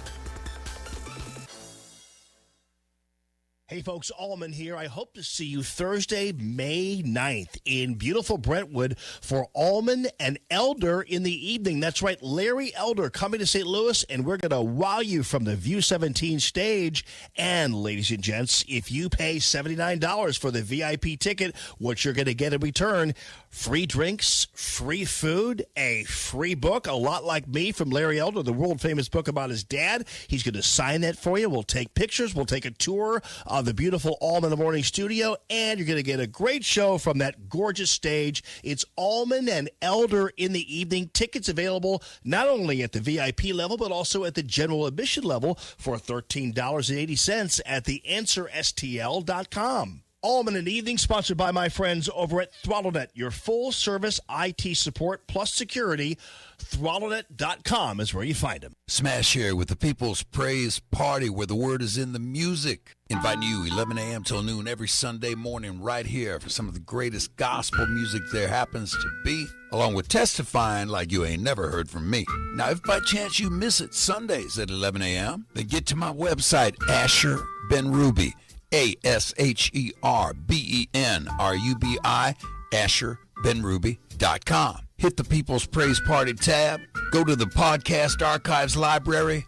A plethora of People's Praise Party, everything for you in case you miss any of the Sunday shows. Now you can listen anytime, anywhere, anyhow, anywho, as you may want to do. The People's Praise Party Podcast Archives Library, available to you now at AsherBenruby.com, along with every Sunday morning, 11 a.m. right here on 1380 a.m. and 105.3 FM, The Answer.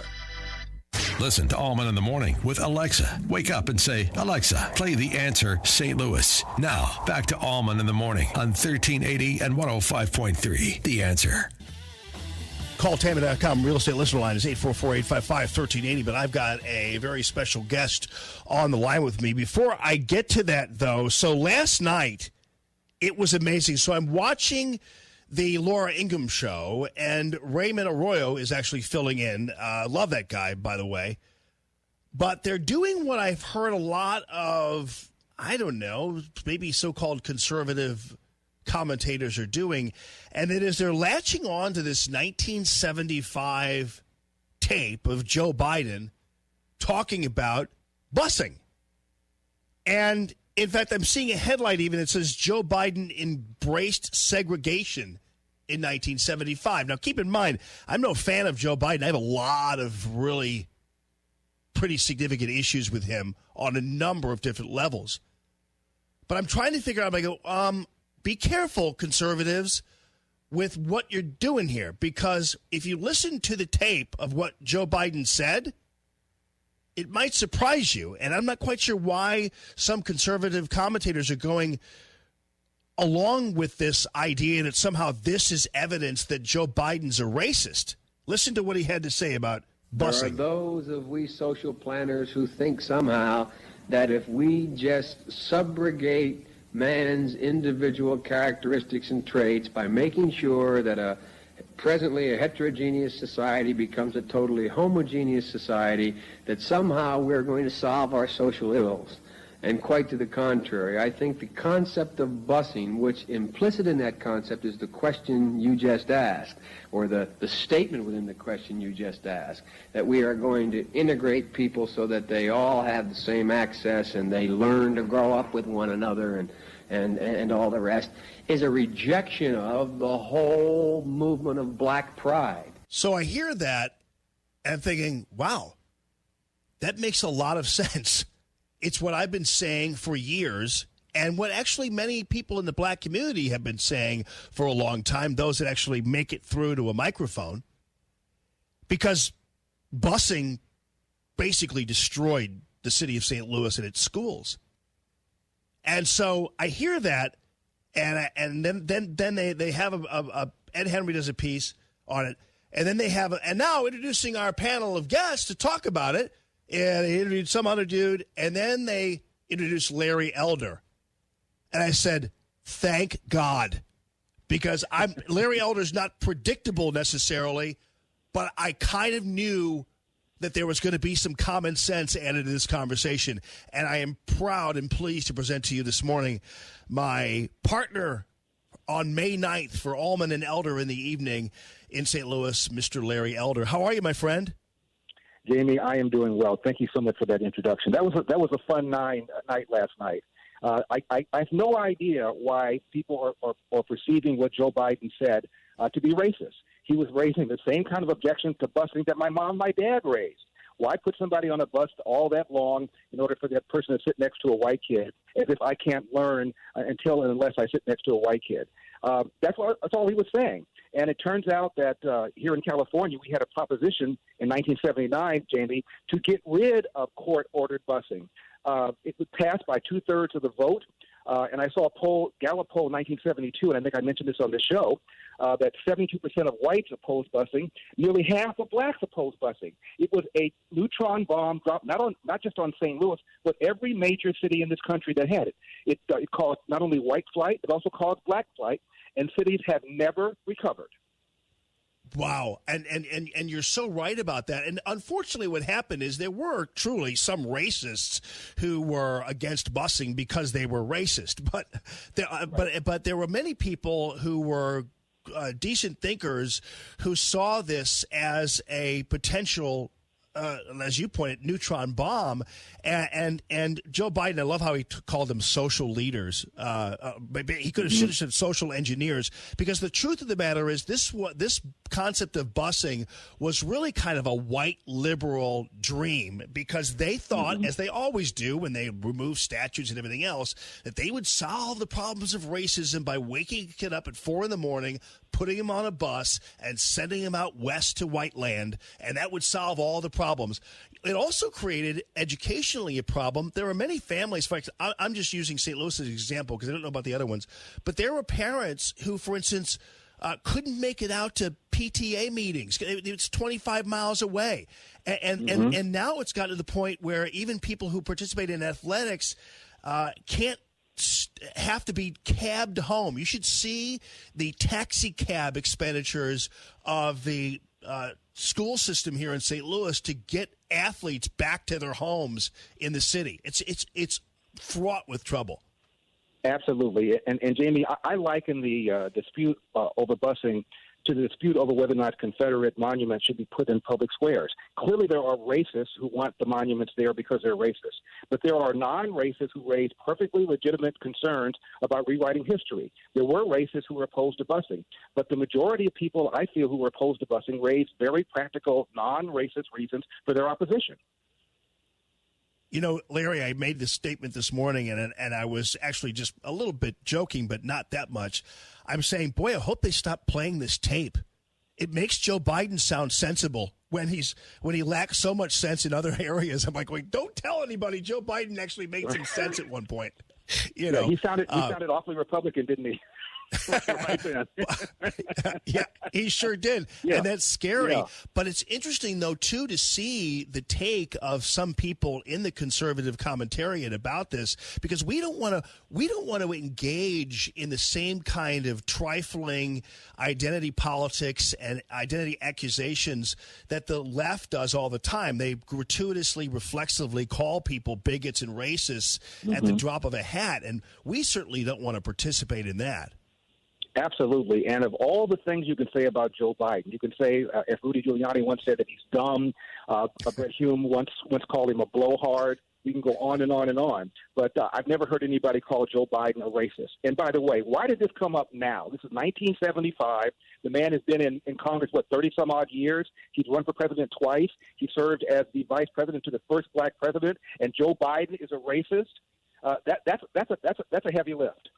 Yeah, and you know, but it also adds, but more importantly too, for you and for me, when we talk about this, even if we take away that tape, we still are left with a debilitated inner city school system all throughout the country. And we have to figure out some solution. I don't even know. I don't think you're ever going to be able to, although you did mention in California there's that, but I don't know whether we're able to unravel this, as you call it, brilliant neutron bomb that's been created. How we go back? Well, President Trump, of course, wants vouchers. The Secretary of Education, Betsy DeVos, is a proponent of vouchers so that parents have a choice. The school I went to, Jamie, is called Crenshaw High School. That was a school that was centered in that movie Boys in the Hood. Right now, according to an LA Times article, front page a few years ago, only 3% of the kids at my former high school can do math at grade level. Now, what responsible parent sends their kid to a school where only 3% of kids can do math at grade level? And by the way, the school is called a Crip school, meaning the Crip gang runs that school. Now, if you live within that geographical area of that school, you are mandated to send your kid to that school whether you want to or not. What Trump wants to do is liberate black and brown inner city parents and give them the option of saying, hell no, I'm going to try and send my kid to a better school. And Donald Trump is racist? Yeah. The other thing, and this is a different subject, but I think we have some similar inclinations on it. The other thing is, I don't understand why there are certain people on our side or in our camp, philosophical camp, who now suddenly are embracing Anita Hill, who was the orchestrator of the high-tech lynching of one of the greatest Supreme Court justices ever, Clarence Thomas, and why we are kind of taking her up as a cudgel on Joe Biden is beyond me, because I think she was wrong then, she's wrong now. And I think suddenly taking Anita Hill's side just because we happen to not want Joe Biden to be president is a mistake. I couldn't agree with you more. And apparently Joe Biden reached out to Anita Hill to offer an apology, and she refused to give it to him. So now that's the story. Biden obviously felt so guilty about asking Anita Hill perfectly sensible questions. He apologized, and the apology wasn't accepted. So now that's the story. Ridiculous. Yeah, I know, and that's enough of that. Everybody's saying of defending Joe Biden, right? I mean, but we have to be consistent and sensible about these kinds of matters, and that's where I think we're gonna we make some sense, and hopefully we actually add to the discussion, especially when it comes to educational situations as well. By the way, I know that you are also obviously on the libertarian side inclined that way. What is your take on the potential rejection of subpoenas, and the Democrats now threatening to actually jail people who don't comply with these subpoenas? Well, from what I can tell, it's going to be very difficult to not comply with all of these subpoenas. All Congress has to do is come up with some sort of argument that they want these documents for purposes of future legislation, and it's a pretty low bar. I think the president will, however, Jamie, be successful in preventing Congress from seeing his taxes because they need to have it for a legitimate purpose. And it's obvious they hate his guts. You can just go back all the things they've said about him, a Nazi and a fascist and this, that, and the other. So I think he'll be able to make the argument that the Congress is not looking for his tax returns for some sort of legislative purpose, but just to expose him and to embarrass him. I think he'll be able to get away with that. But regarding the other subpoenas, it depends, of course, on what the subpoena is. But I think for the most part, the various people who are being subpoenaed are going to have to testify or else go to jail. Right. Yeah, that's for sure. Buddy, I was thinking about you a lot yesterday because it would have been my father's 93rd birthday, and both of us have lost our fathers and missed them terribly. But I'm so excited, and everybody else is, to receive the signed copy of your book about your relationship with your father when you're here in town for the Allman and Elder in the Evening event, and Elder and Allman in the Evening, whatever way you want to put it. And so that's going to be exciting to have you here. We've basically sold out of VIP tickets, so people are really just chomping at the bit to be able to meet you and talk to you and meet you in person and receive a copy of A Lot Like Me, a signed copy of it, and just kind of hang out for the evening. It's going to be wonderful, and I'm really looking forward to meeting you in person, my friend. I'm looking forward to it, too. And by the way, my birthday is tomorrow. Oh, no kidding. Look at you, you Taurus. I just said Taurus. You Taurus bull. Hey man, that's some of my favorite people are Tauruses, including my father. And I was born on a Sunday, and I'm also a Sunday child. You want to touch me? I know, buddy. Hey, listen. I see. Every once in a while, I take my sky guide. I see that Taurus, the bull up in the sky, brother. So this is your season. So that's for sure. So it'll be absolutely, and it'll still be Taurus season on May 9th. So watch out. So wait, so let me ask you this really quickly though, Larry. So yesterday, before I had I listened to you, and I was like so happy when I heard your name mentioned. I said, "Oh, good, we're going to have some sense here." I also don't tell me too that you believe in the astrological signs. Oh no, I don't. But they're fun. You don't? Okay, all right. Well, okay, okay. I was convinced we were brothers from another mother. I think we still are, but like I'm really into that because I always believe that that certain people carry certain traits that are reflective of the traits of their signs. So I wouldn't put a Taurus past you on that. I think you're every bit one. So good going. Well, I appreciate that. We will see you in St. Louis, my friend, and really looking forward to it. And yeah, we sold out of the VIP tickets. We're almost out of the regular general admission tickets. So it's going to be a fun night, and I'm really looking forward to seeing you. I'll see you May 9th, Jamie. Looking forward to it. All right. Okay, and we'll see you at 5 o'clock this evening for the Larry Elder Show, which is on 1380 and 105.3 The Answer. So, boy, almost had it, checked all the boxes there, but Larry wasn't buying any of that astrological chart stuff. He don't have to. He's like, dude, don't put that on me. I'll say Taurus, but I'm not going to sit there and talk about astrological signs with you.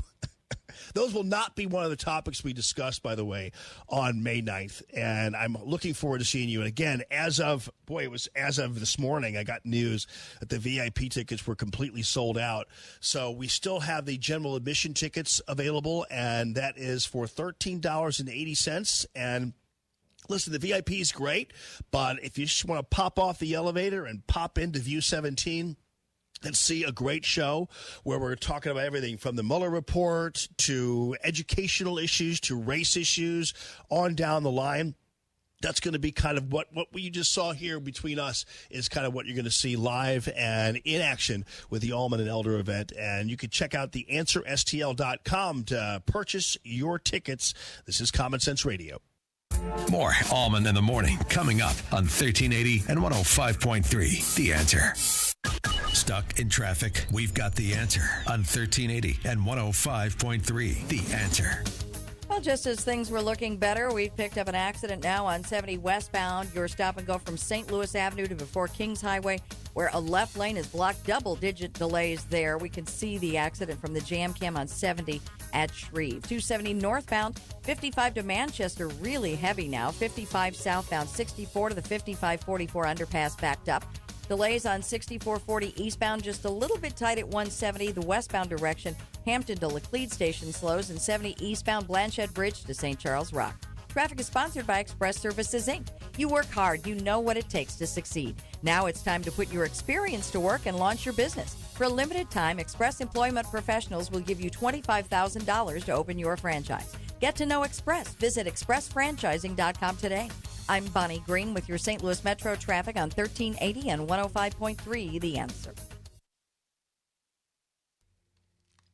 Let me tell you something about Rick Pogue. And right before he went down to Branson, he was watching the golf tournament down. This is kind of how Rick rolls. He's so fun-loving, and he on the weekends, he gets it out there. But he sent me some pictures of the visualizers, and he went down to Branson to see they had a golf tournament down at Kid Rock and Justin Timberlake and all these guys. He's so funny. And he went down, apparently a lot of people did, because I saw a bunch of pictures on Facebook from that.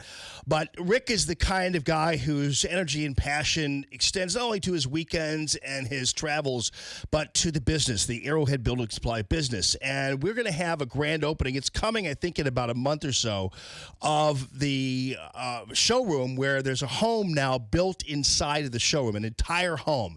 And this is a home built inside the showroom that is an amazing piece. This is a real house where you can see all the Arrowhead Building Supply products on the house. So the cedar shake or the shingles or the roofing or that kind of thing. So you can really see what all these things, these lovely offerings look like on a real home. And not only that, they also have, of course, the cube. So once you've seen that kind of on a real home, then you could see it on your home. So you plug in a picture into the cube and you see what's going on there, and you see exactly what it'll look like on your home. So the vinyl siding, you can see what it looks like before you pay for it, all that kind of stuff.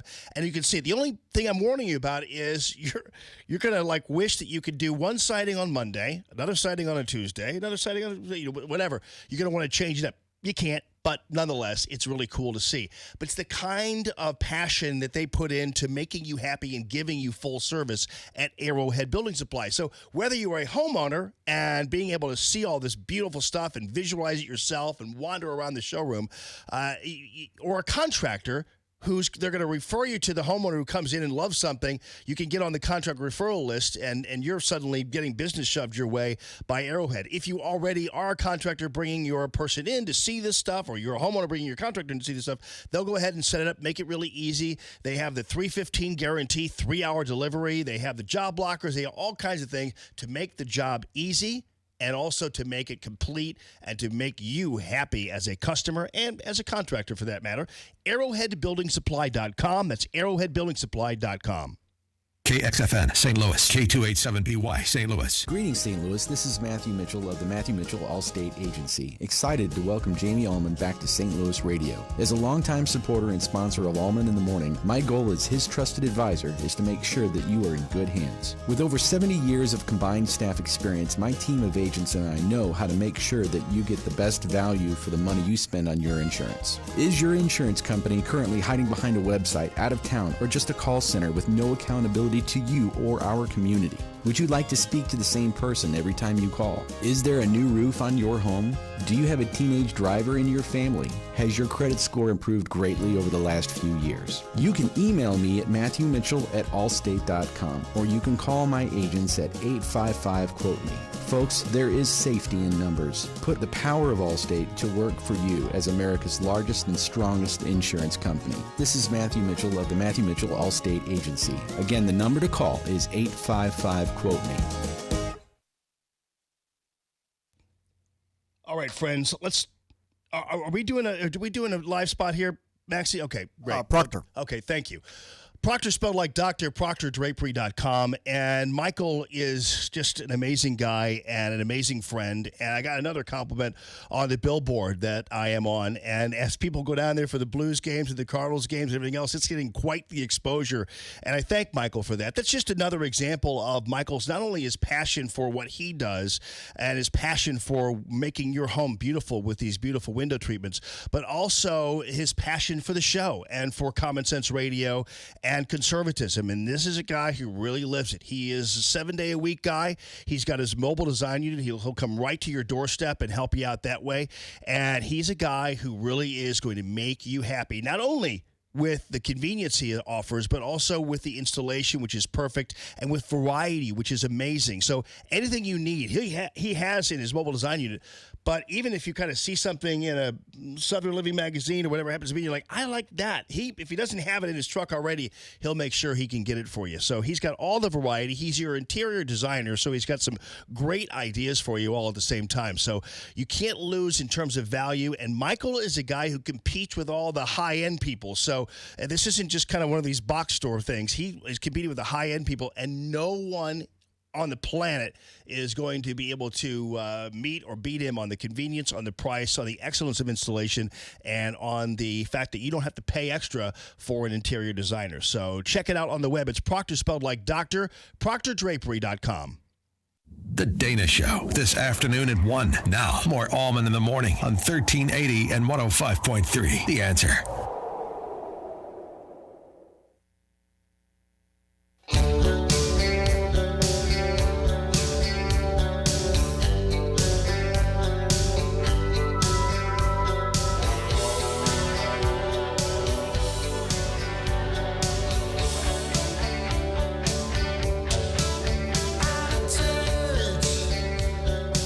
So, Jimmy Hoff, the Gateway Pundit, he is on it. And so I've rustled him out of bed. You know, the thing is, on the weekends, man, Gateway Pundit, there's so much going on that the Gateway Pundit is all over. And good for him. So he's going to join us in the 8 o'clock hour once he gets his cup of coffee and he's ready to rock and roll. But if you go to thegatewaypundit.com, it's already rocking over there. So we'll talk more about that as well. I don't know whether you guys spotted this story, and it's of all the stuff that's been going on, all the politics, all that kind of stuff. Do you realize that they just charged Robert Kraft's alleged hooker? And remember when this whole thing came out, and I didn't believe it at first at all, because they kind of made this out to be that Robert Kraft was involved in some kind of human trafficking ring. You know, this is a guy who probably, like a lot of these dudes, they go to these massage parlors and do whatever. That doesn't make them people participating in a human trafficking ring. That's been going on for about 200 years. Well, I'm sorry, 2,000 years.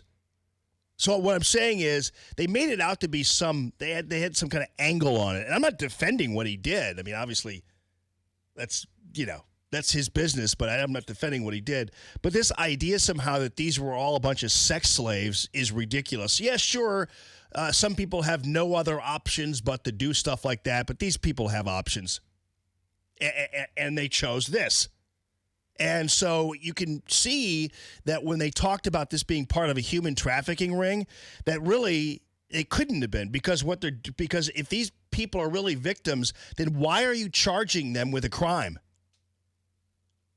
So this, they've already charged like 3 people involved with the Kraft. Kraft got quite a bit of attention there, apparently.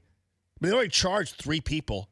So if you're really designed on breaking up a sex trafficking ring, why are you sending the so-called victims to jail?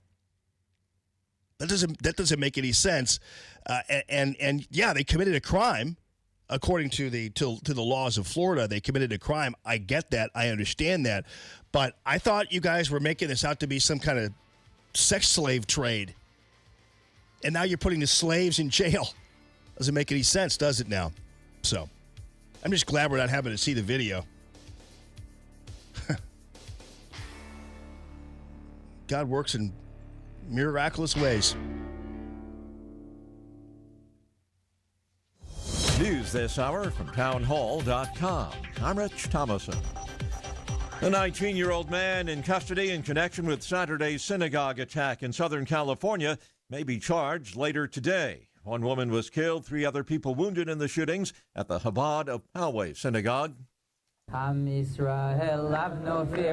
Mourners gathered at a Sunday night vigil for the victims. Randy Carlo among those at that somber gathering in a local park. It's because I just feel like it was personal because I'm Jewish, but I'm not even religious, but it just felt like a personal attack. She spoke with KSWB-TV. Rabbi Israel Goldstein, wounded in the attack, says it could have been even worse if the shooter's gun hadn't jammed, ending the attack.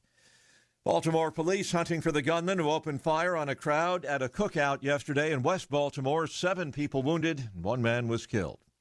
Vice President Pence remembering a fellow Hoosier, the late GOP Senator Richard Lugar, one of America's greatest statesmen. The vice president praised Lugar as a leader not only in the Senate but on the world stage. He described the late Indiana senator, who died Sunday at age 87, as a friend and mentor. Pence, also from Indiana, said Lugar leaves behind a legacy of public service that will inspire Hoosiers for generations. That's White House correspondent Craig Clugston. Former Vice President Biden travels to Pittsburgh today. He'll deliver his first campaign speech of the 2020 presidential race, addressing the International Association of Firefighters. Biden plans to talk about rebuilding the middle class.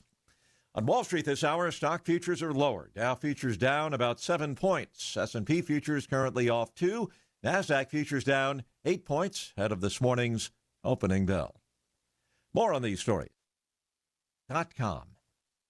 Stuck in traffic? We've got the answer on 1380 and 105.3. The Answer. Well, we have picked up our first accident of the morning. 270 southbound. An accident blocked the right lane at Doherty Ferry. We can see it from the jam cam at Doherty Ferry. And there was a stall on 270 northbound before Doherty Ferry, and that was cleared up quickly, but there is still a backup there from 55. And 55 southbound, 64 to the 55-44 underpass. You're seeing a slow spot there, too. We've also got the on-ramp from Van Deventer to westbound 44 closed with roadwork until the end of the year. Traffic is sponsored by Indeed.com. Indeed, used by over 3 million businesses for hiring, where business owners and HR professionals can post job openings with screener questions. Then sort, review, and communicate with candidates from an online dashboard. Learn more at Indeed.com/hire. I'm Bonnie Green with your St. Louis Metro traffic on 1380 and 105.3 The Answer. 1380 The Answer. Weather. Today, sun giving way to increasing clouds. We'll see a little rain late in the afternoon and a high of 52. Tonight, mostly cloudy with occasional rain and a low of 43. Tomorrow, low clouds with occasional rain in the afternoon and a high of 57. Tomorrow night, rather cloudy. We'll see a passing shower in the evening, followed by a little rain late with a low of 47. I'm Jillian Ford with your St. Louis Metro forecast on 1380 and 105.3 The Answer. I'm Keith Peters in for Lou Dobbs. President Trump is sending troops to the Mexican border. Alphabet set to report first quarter results, and American Airlines issues a MAX update. Those stories next. It's so nice now that the kids are asleep. Cheers. We got the kids, our house, a stable income. Checking off all the boxes. But there's one box we haven't checked off. What's that? Life insurance. We don't need to think about that now. We're young. That's why now is the best time. Life insurance gets more expensive the older you get. But I don't have time to do a blood test. It's such a hassle to meet with someone just to get a quote. Not with Ethos. Ethos? It's a modern kind of life insurance. You just answer 4 quick questions at getethos.com and get a free instant quote. No pushy salespeople. And no medical exams required for policies covering under $1 million. You can apply online in just 10 minutes. 10 minutes? Let's do it. But then what will we do for the rest of the night? I'm sure we can think of something. Get your free instant quote and submit your complete application in minutes. Just go to getethos.com. That's ETHOS. Getethos.com. Getethos.com. The Pentagon, in a shift from previous policy, is about to send troops to the Mexican border. That will include 100 cooks who will hand out meals to avoid troops coming in contact with migrants. In the past, troops supporting National Guardsmen and other authorities had avoided any migrant contacts. American Airlines says it took a $350 million financial hit by grounding its Boeing 737 MAX jetliners during the spring travel season, but the Dallas-based carrier plans to return the Boeing jets to service by August. In upcoming economic reports, the Commerce Department releases personal income and spending reports, and later today, Alphabet, parent company of Google, will release its quarterly financial results after the market closes. Please join us for Lou Dobbs tonight at 7 and 10 Eastern on the Fox Business Network. This is the Lou Dobbs Financial Report. 1380 and 105.3 The Answer invite you to an evening with Jamie Allman and Larry Alder, Thursday, May 9th at View 17 in St. Louis, discussing politics, social and racial issues, and what we must do to win in 2020. VIP and general admission tickets are available now at theanswerstl.com. Sponsored by ThrottleNet, your full-service IT support plus security. ThrottleNet.com. Okay, here's the deal. You missed your chance to lock in a mortgage with a low rate, right? Wrong. Whether you're looking to lower your monthly payment or thinking of getting cash out of your home, mortgage rates are still low and you still have time to get the loan you want before rates go back up. But the clock's ticking, and at Cash Call Mortgage, there's no better time to take advantage than right now. Call us at 844-567-CASH. Speak with one of our refinance specialists today, and you may be able to lock in a low rate before it's gone. We can close your loan for a flat $9.95 origination fee and pay your closing costs. We'll even get the process started without the upfront deposit other lenders still charge. That's 844-567-CASH. Refinance with Cash Call Mortgage today. Impact Mortgage Corp. DBA Cash Call Mortgage. And MLS ID 128231. Equal housing lender. Not licensed in all states, including New York. Offer not available in Washington. Call 855-657-9910 for licensing terms and restrictions. And details on closing costs paid for loans above $250,000. Don't let these low rates pass you by. Dial 844-567-CASH. That's 844-567-CASH. Refinance with Cash Call Mortgage today. Common Sense Radio with Allman in the morning on 1380 and 105.3 The Answer. Give me land, lots of land, and the starry skies above. Don't fence me in. Let me ride through the wide open country that I love. Don't fence me in. Let me be by myself in the evening breeze. Listen to the murmur of the cottonwood trees. Send me off forever, but I ask you please. Don't fence me in. Well, people are Don't fence me in. learning, and once you, let's put it this way, it's a thing now where a criminal commits a crime, and if something happens that results in the criminal being hurt, criminal said family comes and squawks about somehow it being the police's fault. It usually doesn't really work too well in the city of St. Louis. It doesn't happen.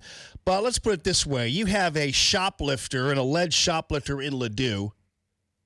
The person fights back and fights and then suddenly gets shot. Then all you really have to do if you want to make something out of it is you descend up, and it happens in a white community. You try to go to the white community, have your vigils and your news conference, and try to push the white community around. And the news media is always more than willing to participate in this. And Joe, hang on the line there. I'm going to take your call. They're more than willing to participate in this because in the world of many of these people, you're never a perpetrator. You're never a criminal. You're always a victim. And usually you're a victim of the police. And heaven forbid you get manhandled while they're trying to arrest you and you're resisting, and suddenly the police are the bad guys. So these folks regarding this shoplifting thing in Ladue, which of course is where people go to shoplift. Frontenac's the same way.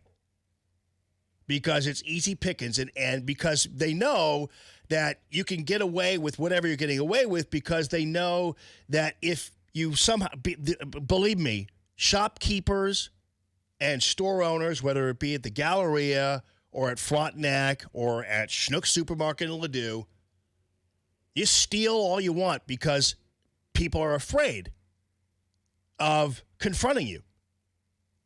And they're afraid of confronting you, if you're black especially, because you can just simply say, well, you're just doing this because I'm black. And threatening racism and threatening those kinds of things is always really a great tool used by criminals and people who want to do harm to people and everything else. And so they're taking advantage of that, because this is a big deal now. These people are having a news conference or whatever. It's like, why are you covering this? Why are you having a vigil? I noticed that last week they had your usual group of white liberal activists holding Black Lives Matter signs. That's like, you don't know anything. I mean, come on. You don't know anything that happened there. But they love doing this because they love going into a predominantly white community and just muscling everybody around, because that's kind of what they do. They're bullies. And they know if they sit there outside your police station or outside your supermarket, Schnucks supermarket, they want Schnucks to give them some money.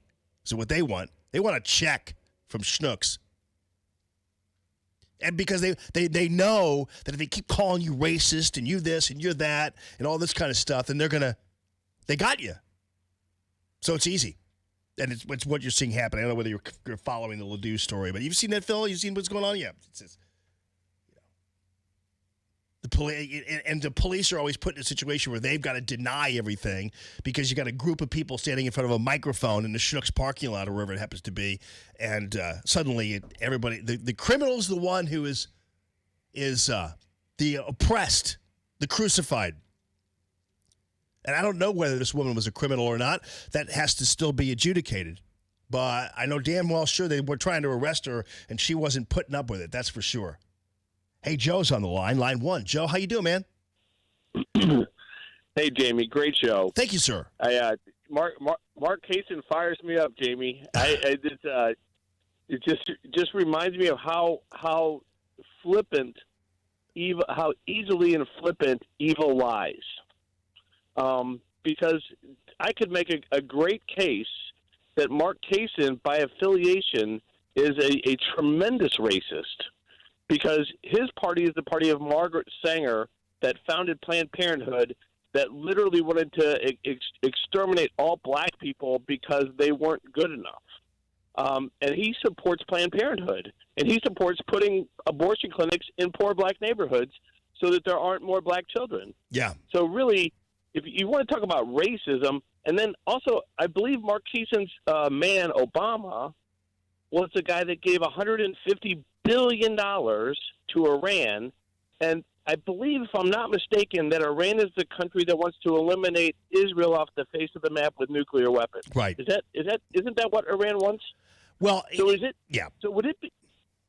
So couldn't you make a case that Mark Kaysen is really the racist here, and that his flippancy, that he's really just trying to transplant his racism onto Trump, because really he's the one that believes that? Well, there's a certain level of projection there, I think, Joe. And here's the thing, and this is what I'm trying to get through to Mark. And now Mark might not be a racist, but he sure as hell is not in a position to call anybody else one. And based on the two things you just brought up there, and I mean, well, look at the Democratic Party, how it propped up Governor Blackface in Virginia. I mean, this guy, had that been a Republican, he'd have been run out on a rail. Jamie, think of all the people that are coming up from Central and South America that are getting abused going through the drug lands of Mexico, and how wickedly they're being abused, and yet liberals don't care. They don't care that these things are happening to these young girls as they come up through Mexico. It seems to me the racism part, I think they're projecting racism on Trump because their whole party is about racism, that their whole party is racist. And they're projecting on Trump just like they did with Russia collusion. The ones colluding with Russia were the Democrats, but they projected on Trump. And I think they're doing the same thing. Jamie, just real quick. No. It reminds me of a story I read a long time ago, and I've never been able to find it again. But a priest goes to the turn of the century, the early 19th century, when the Turks were trying to form their caliphate, and they were torturing and starving to death millions of Armenians. A priest went to the Sultan of Turkey, and he begged him to stop the slaughter of the Armenians. And the Sultan of Turkey looked at him like, what are you talking about? It's a civil war. They attacked us. We're just defending ourselves. And it's just like, when I listen to Mark Kaysen, I hear the same thing. Yeah. Well, have a great show, Jay. Thank you very much. I'm with you on that. I mean, we've got these people who they're in the business of calling people racist. I know the CNN now is now talking to a guy from the Center for the Study of Hate and Extremism. That'll be fun to watch them replace the Southern Poverty Law Center, which is a racketeering operation that makes it as an industry accusing people of racism. But it's funny how in this situation you realize that the New York Times, and Mark actually gave these guys a pass because he says there are a bunch of Jews at the New York Times. That was his words. I'm like, okay. Why does it make it any better that you come out with a cartoon that if it were in words, it would have been in the synagogue shooter's manifesto? But because it was anti-Trump and anti-Netanyahu, that seems to be a plausible defense for the New York Times to put it in their newspaper. The cartoon is a political cartoon.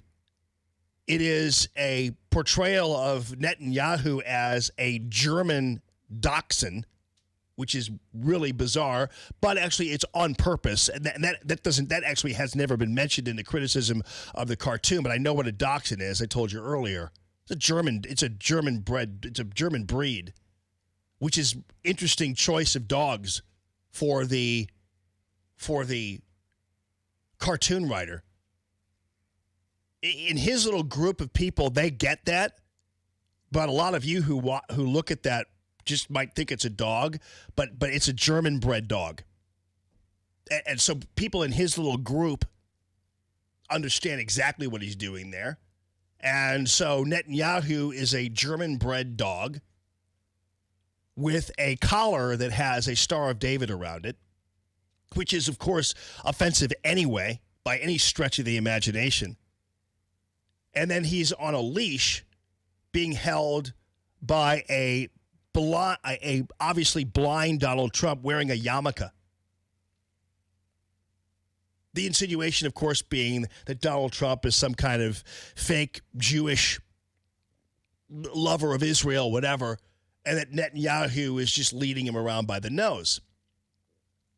Now, if you look at the manifesto, and I hate using the word, I think, I don't know what else you're going to call it, but somehow when the news media and me, for that matter, call it a manifesto, I feel like I'm giving it more power than it should have.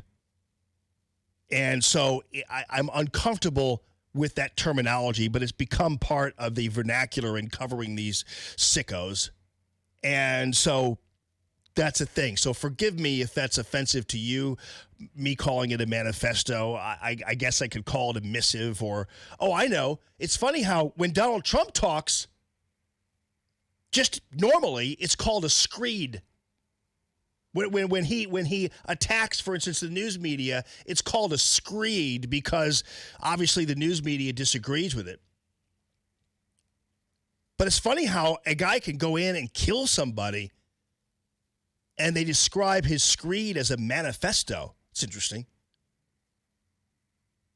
I haven't really looked up the etymology of the word manifesto. Let me just do it really quickly because it might have some instantly negative connotations, but I don't think necessarily it does. Forgive me for just iPhoning this for a second.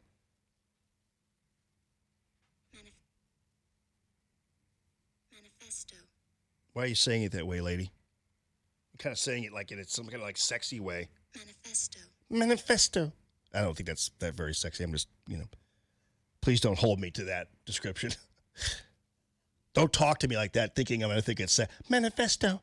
Jamie, call into the show. Hi, Jamie. Just want to let you know. No, don't think that that's a thing. Forgive me.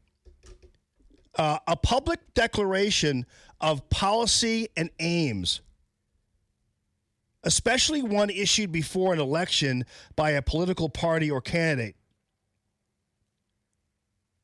So that's the first description of manifesto, which clearly is given some degree of credibility. Now, again, I assume the media uses the word manifesto negatively, but that's not what a manifesto is by its etymology and by its creation. It's actually designed to be a public declaration of policy and aims. That screed of this punk killer should never be described as a declaration of policy and aims, but the media does it. When President Trump talks about the media or whatever, it's a screed, it's a rant, it's a this. And they don't call it a rant or a screed when it's written by a killer. They call it a manifesto. So anyway, if you look at the manifesto, the screed or whatever you want to call it, you'll see that New York Times political cartoon you see up on the screen now. And if you're not watching, I've just described it for you.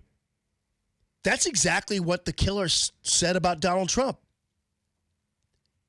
The killer said that Donald Trump is a coward and a blind follower of the Jews, in the pocket of the Jews.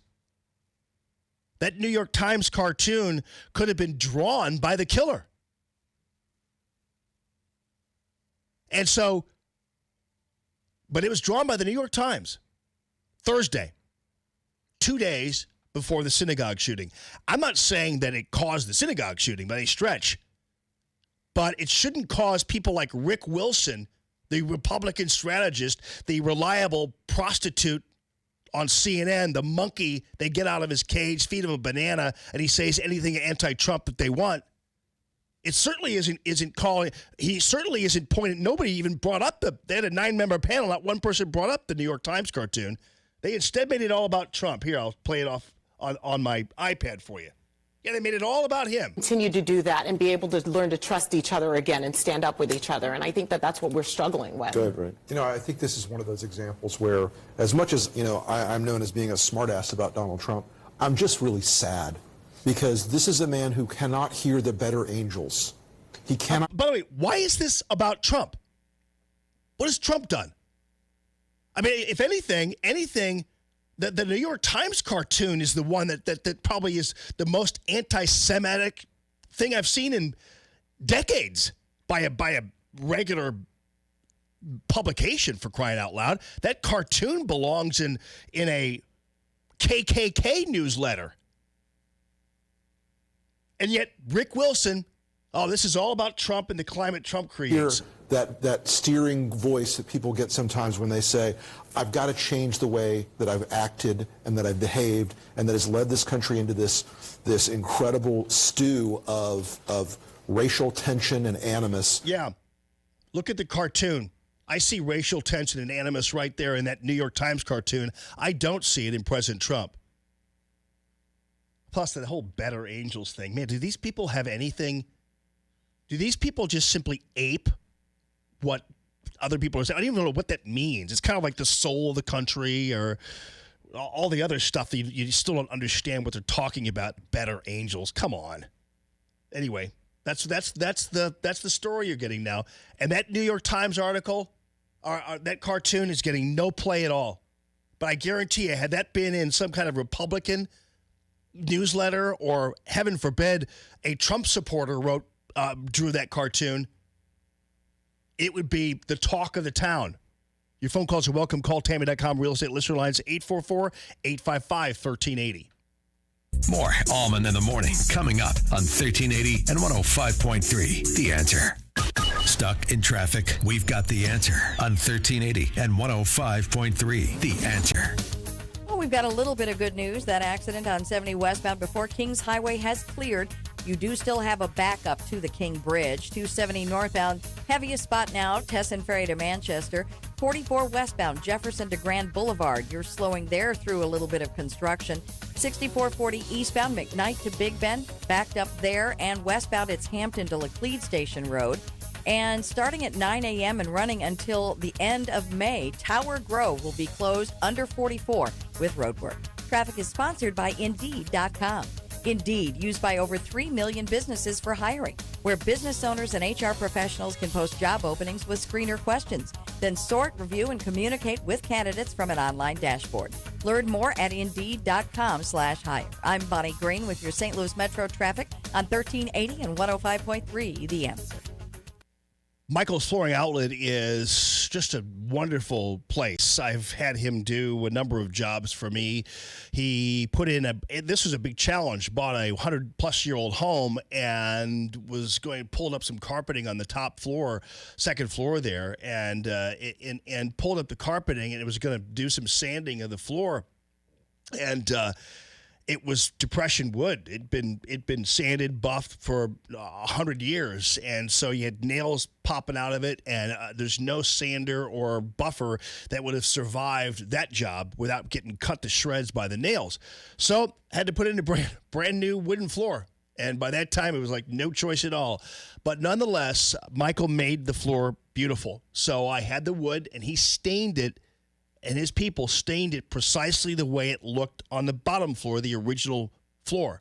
That kind of attention to detail, that kind of ability is pretty darn amazing. And he did a really good job on that. Did some flooring for me in the old home. And so I love being a customer of his, and I know you will too. If you go to michaelsflooringoutlet.com, here's another example of why it's going to be awesome for you, because you are also going to get a $500 off coupon.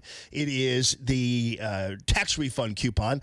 And so you can apply that to any job you want. So, and you can also see on the website all the variety you could possibly want in any way, shape, or form. So ceramic tiling, laminates, the carpeting, and of course the wood floor, and even the faux wood floors that are stain-free, hardy as heck. You can't do anything to them, nick or cut them or warp them. It's that wood floor look that you want without the high maintenance that you don't want to have to deal with in terms of the wood flooring. So check it out on the web. It's michaelsflooringoutlet.com, michaelsflooringoutlet.com.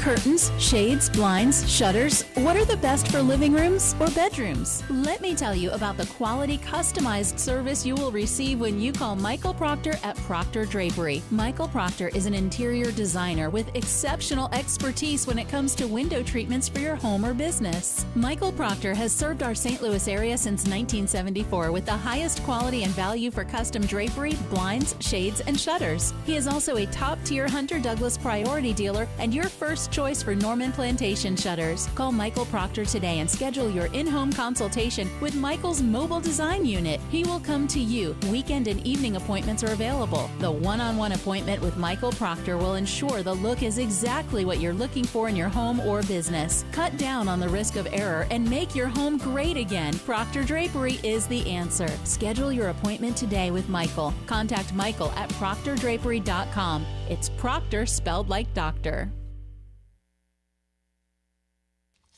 Friends, I will tell you that when it comes to MyPillow and when it comes to the comfort of your sleep, you're going to get the MyPillow package. If you use the promo code Jamie, mypillow.com/Jamie, you're going to use my package and you get my name, and you're going to get the 2 great MyPillows, plus you're going to get 2 to-go pillows that you could travel with, and then you're going to get free shipping and handling and all that kind of stuff when you use the promo code. You're also going to get 30% off on the Giza Dream Sheets. These are sheets that are absolutely beautiful, comfortable. They'll sleep you coolly, high thread count, sleep you softly, and you're going to love them. Made from cotton from the, what do they call that? The Fertile Crescent? Is that what we call it? Yeah.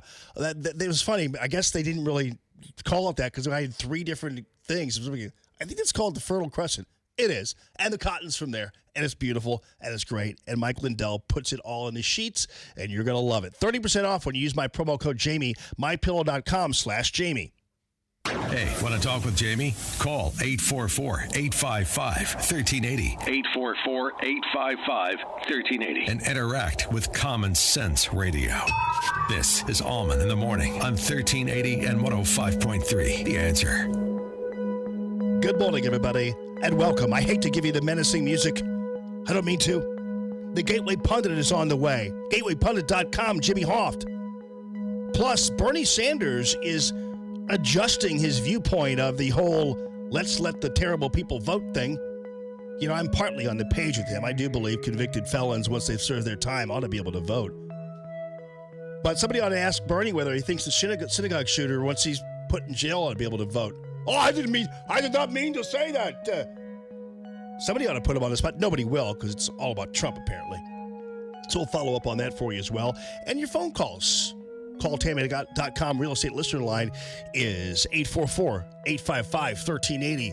And this is Common Sense Radio.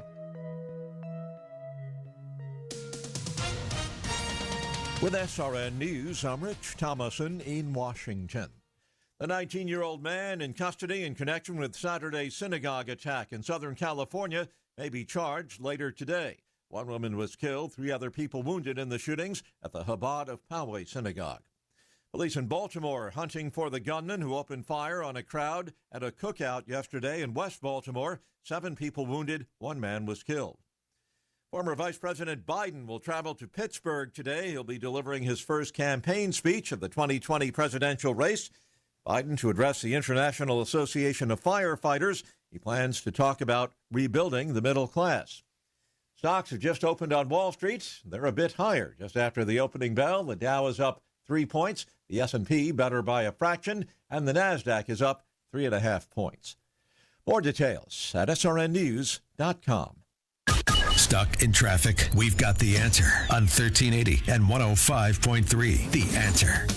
Well, just as one accident clears, we pick up another one. 44 westbound jammed up from Southwest Avenue to Shrewsbury, where an accident is blocking a right lane. We can see it from the jam cam east of Shrewsbury. 270 northbound still pretty tight there. Gravois to Manchester. That delay is not eased up.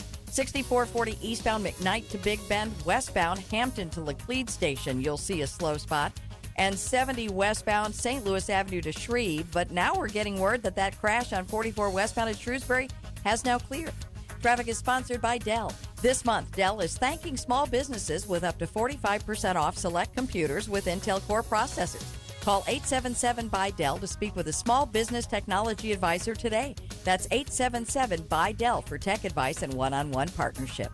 I'm Bonnie Green with your St. Louis Metro traffic on 1380 and 105.3 The Answer. 1380 The Answer. Weather. Today, sun giving way to increasing clouds. We'll see a little rain late in the afternoon and a high of 52. Tonight, mostly cloudy with occasional rain and a low of 43. Tomorrow, low clouds with occasional rain in the afternoon and a high of 57. Tomorrow night, rather cloudy. We'll see a passing shower in the evening, followed by a little rain late with a low of 47. I'm Jillian Ford with your St. Louis Metro forecast on 1380 and 105.3 The Answer. Hey folks, Allman here. I hope to see you Thursday, May 9th in beautiful Brentwood for Allman and Elder in the evening. That's right, Larry Elder coming to St. Louis, and we're going to wow you from the View 17 stage. And ladies and gents, if you pay $79 for the VIP ticket, what you're going to get in return, free drinks, free food, a free book, a lot like me from Larry Elder, the world-famous book about his dad. He's going to sign that for you. We'll take pictures. We'll take a tour of the beautiful Allman in the Morning studio, and you're going to get a great show from that gorgeous stage. It's Allman and Elder in the evening. Tickets available not only at the VIP level, but also at the general admission level for $13.80 at theanswerstl.com. Allman in the evening, sponsored by Michael's Flooring Outlet. That's right, Michael, a longtime friend of mine, your specialist in hardwood, laminate flooring, tile, and carpet, michaelsflooringoutlet.com. Dennis Prager explains where your vote should lie. They measure their solidarity with a candidate based on whether they like the person. I will acknowledge that has never been a factor in whether or not I support somebody for president. In these positions, likability is irrelevant. The Dennis Prager Show, weekday mornings at 11 on 1380 and 105.3. The Answer. Breaking news, stimulating talk.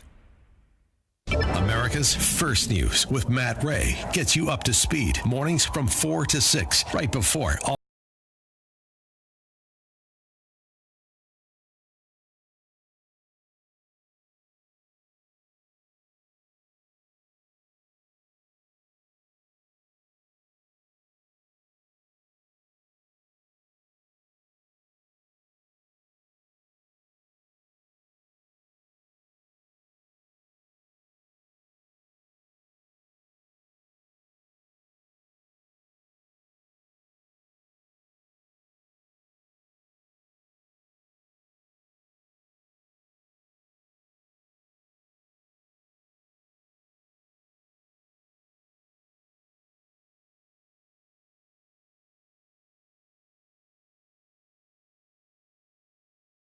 Buy a shotgun video. It's pretty good.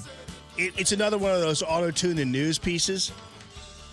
It's very, very funny. I'll have it for you after we talk to Jimmy Hoft, the Gateway pundit. And by the way, there's also an update. Apparently, now this is great because Bernie Sanders is so stupid that when he talked about he didn't really refine his commentary about the people who in prison who should be able to vote. And he's so dumb he didn't anticipate somebody go, yeah, what about Charles Manson? What about the Boston Massacre? Oh, I don't know. I don't know. He had to answer, yes, of course.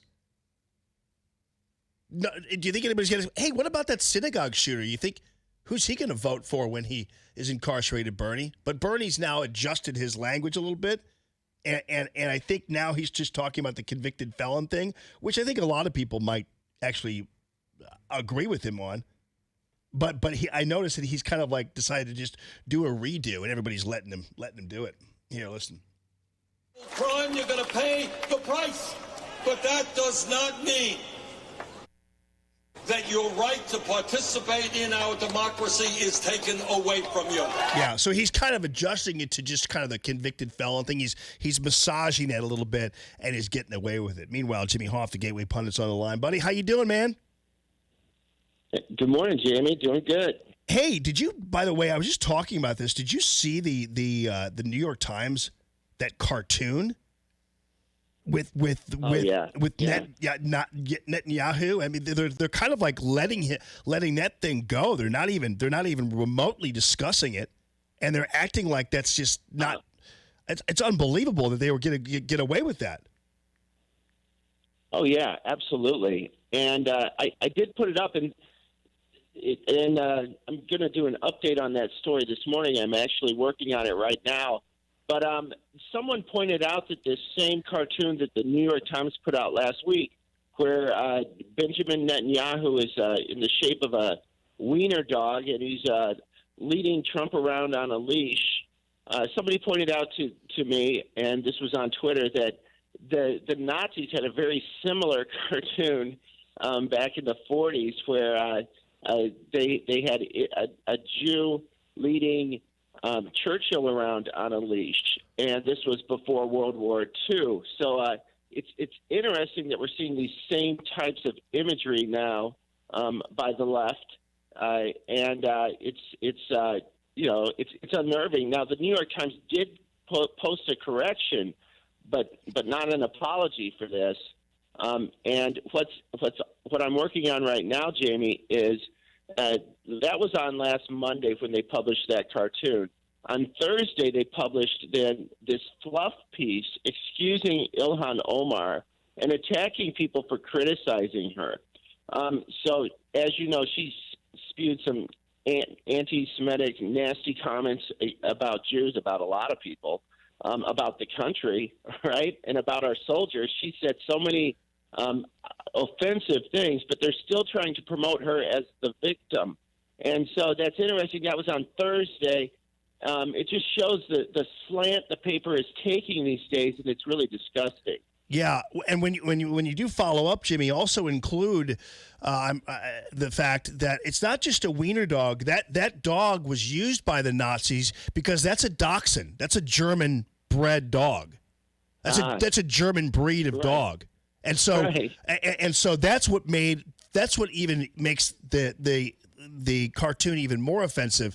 And again, I'm all for free speech, but the fact of the matter is something like that comes out, and for then suddenly to automatically, after a synagogue shooting, start to blame Donald Trump when he's done nothing is kind of ridiculous, considering we just saw a cartoon that basically illustrates the words that the shooter wrote in his screed before he shot everybody, which was that Donald Trump is the guy hates Donald Trump, and he pointed out that Donald Trump's being led around by the Jews. He's a slave to the Jews, all that kind of stuff. So that's actually depicted in that cartoon. I mean, the shooter might as well have drawn that. So anyway, it's driving me crazy. But keep in mind, lots of people, although thankfully on Twitter and you, aren't going to recognize that dog. And so what it becomes is a little bit of an inside type of joke for the cartoonist and all of his left-wing lunatic buddies. And so it's a subtle form of messaging that very few people are going to pick up unless they know a little bit about history or about wiener dogs, for that matter. So, yeah, very interesting. Right. It's just it's unbelievable. And we got this big story this weekend when the shooting broke out. Immediately, some people pointed out that this kid. Anti-Semite. I don't know anybody like this, by the way. I don't know where to look, but I guess they're out there and they're very violent and deadly. This kid put this manifesto out there, and we had this story that went up on the Drudge Report about the things he said about Donald Trump, and he was no Trump fan, that's for sure. No, and yet, but that didn't seem to. It didn't change anybody's approach to it. They had a just add water, blame Trump approach in the aftermath of this. It doesn't whether it's Rick Wilson, who I really honestly can't tolerate that guy. I don't know, right. or Mike Al. Any of these guys, they all went on the air and just reflexively blamed President Trump and the climate that he created. I don't understand even what that means. But nonetheless, it's just to see that and to see it just ignored is crazy. And if that had been in any other publication, that would have been utilized. That probably would have been actually in every single story on the synagogue shooting. Meanwhile, we had another church shooting, though. Absolutely. And this was in Baltimore. What happened there? Well, this was Sunday evening, about 5:30. In Baltimore, as you said, some church group was having a picnic, and a Baptist church. So, and then this guy pulls up at the intersection and starts firing. One person was killed, several were injured. But the news broke a little later that they suspect that somebody there with a gun started firing back, and the shooter took off in his car. The last I saw, Jamie, and I'm getting going this morning, but the last I saw was they were still trying to find this guy. And I haven't looked up an update on that yet. But it was another shooting. It was some black guy who was shooting at a church group. So another horrible shooting where one person was killed. Wow. I guess there's no insinuations about that, I guess, at the same time. Right. Hey, I don't think they can blame Trump for that. Yeah, right. You know, but they probably will. Yeah, I know.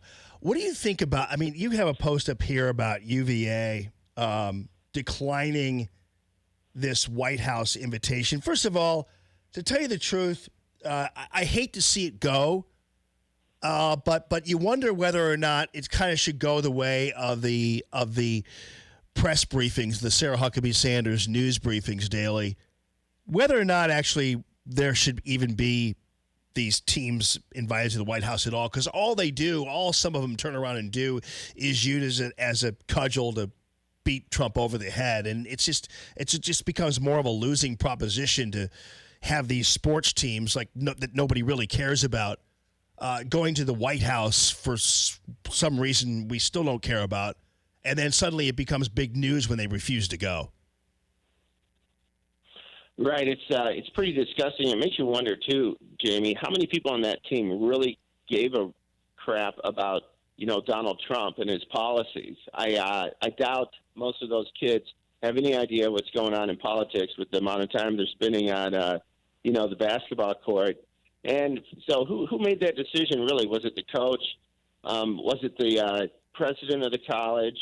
I know there was a petition out that was backed by the campus Democrats at UVA, urging the basketball team not to show up at the White House. But the only ones who are, I think hurt the most is the team and the players who had an opportunity to go to the White House and meet the president. I mean, it's just so disgusting what the Democrats are doing with their politics.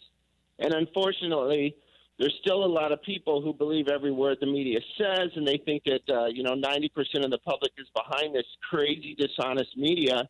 And it generally comes back and backfires on them. So, but it is unfortunate. I think it does, I think Democrats can laugh and say what an awful person Trump is, that this team wouldn't go. But It's just nasty Democrat politics, and it continues, and it's unfortunate for the kids that they miss out on this opportunity. Yeah, it's interesting, and they won't dare. None of them will. I don't know. In these days, you don't have a whole lot of bravery, but my assumption is they wouldn't dare say anything if somebody didn't agree, because they're on a campus now, and knowing how now campuses are now basically left-wing gulags where they basically just imprison anybody who might dare speak out. So I'm not quite sure you're ever going to get anybody really saying, wait a second, I would have loved to have gone there. But it's too bad. Right. The occasional brave kid who may stick his neck out, but he'll quickly be slapped back into place if he tried to dare to do something like that. Yeah. Speaking of college campuses, we have a real winner there in the form of Young Hai Chi. He's a doctor at Oxford University. So people all talk about, so-called college-educated people being somehow superior to non-college educated people. And yet, if this is the kind of people who are educating people at Oxford, then I'm wondering whether actually college-educated people sometimes might be dumber than non-college educated people, because they're hearing from this guy. Listen to what he had to say about alien abductions. He says that they're actually co-mingling. The Amash Project. All right, everybody. Well, welcome back to the talk, which is by Dr. Young Hai Chi, who is at one of England's leading universities. One of England's leading universities. Now, it's an hour-long video you put up there, so let's cut to the chase on this. What is Dr. Hai Chi telling all of his high IQ clientele there at Oxford?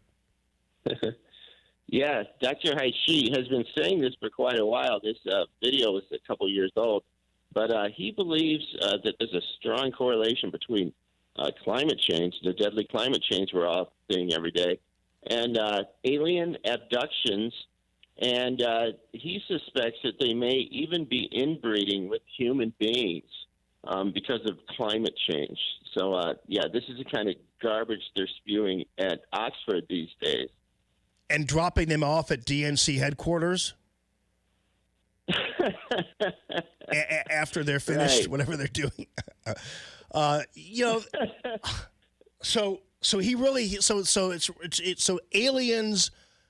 Then they're and so what is the formulation of the outcome of this interbreeding or interbreeding that he's talking about between humans and aliens? What is the who?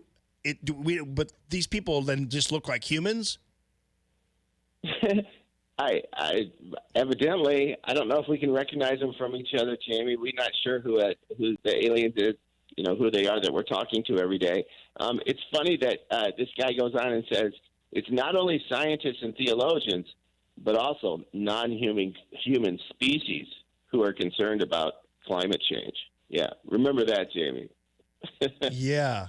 Huh. I don't know, because I mean, let's put it this way: if you're an alien, I'm presuming that he's talking about aliens that are in outer space, correct? Absolutely, yes. So technically, when you're in outer space, the atmosphere does not affect you. There's no such thing as, like, for instance, a car pollution only goes so far into the atmosphere.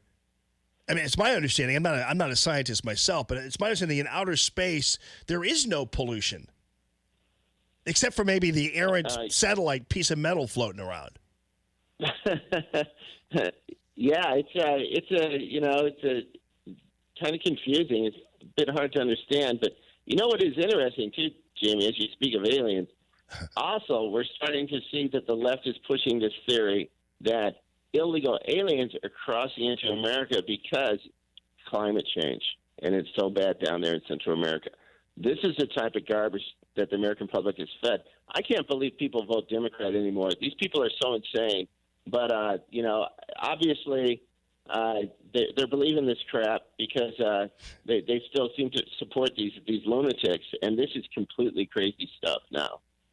Yeah, I mean, I just find that really crazy. You also have a thing up here, and I wouldn't, I'm not going to play it because I can't, but it's a great piece of video, and it's Hillary Clinton reading the portion of the Mueller report where Trump says he's effed.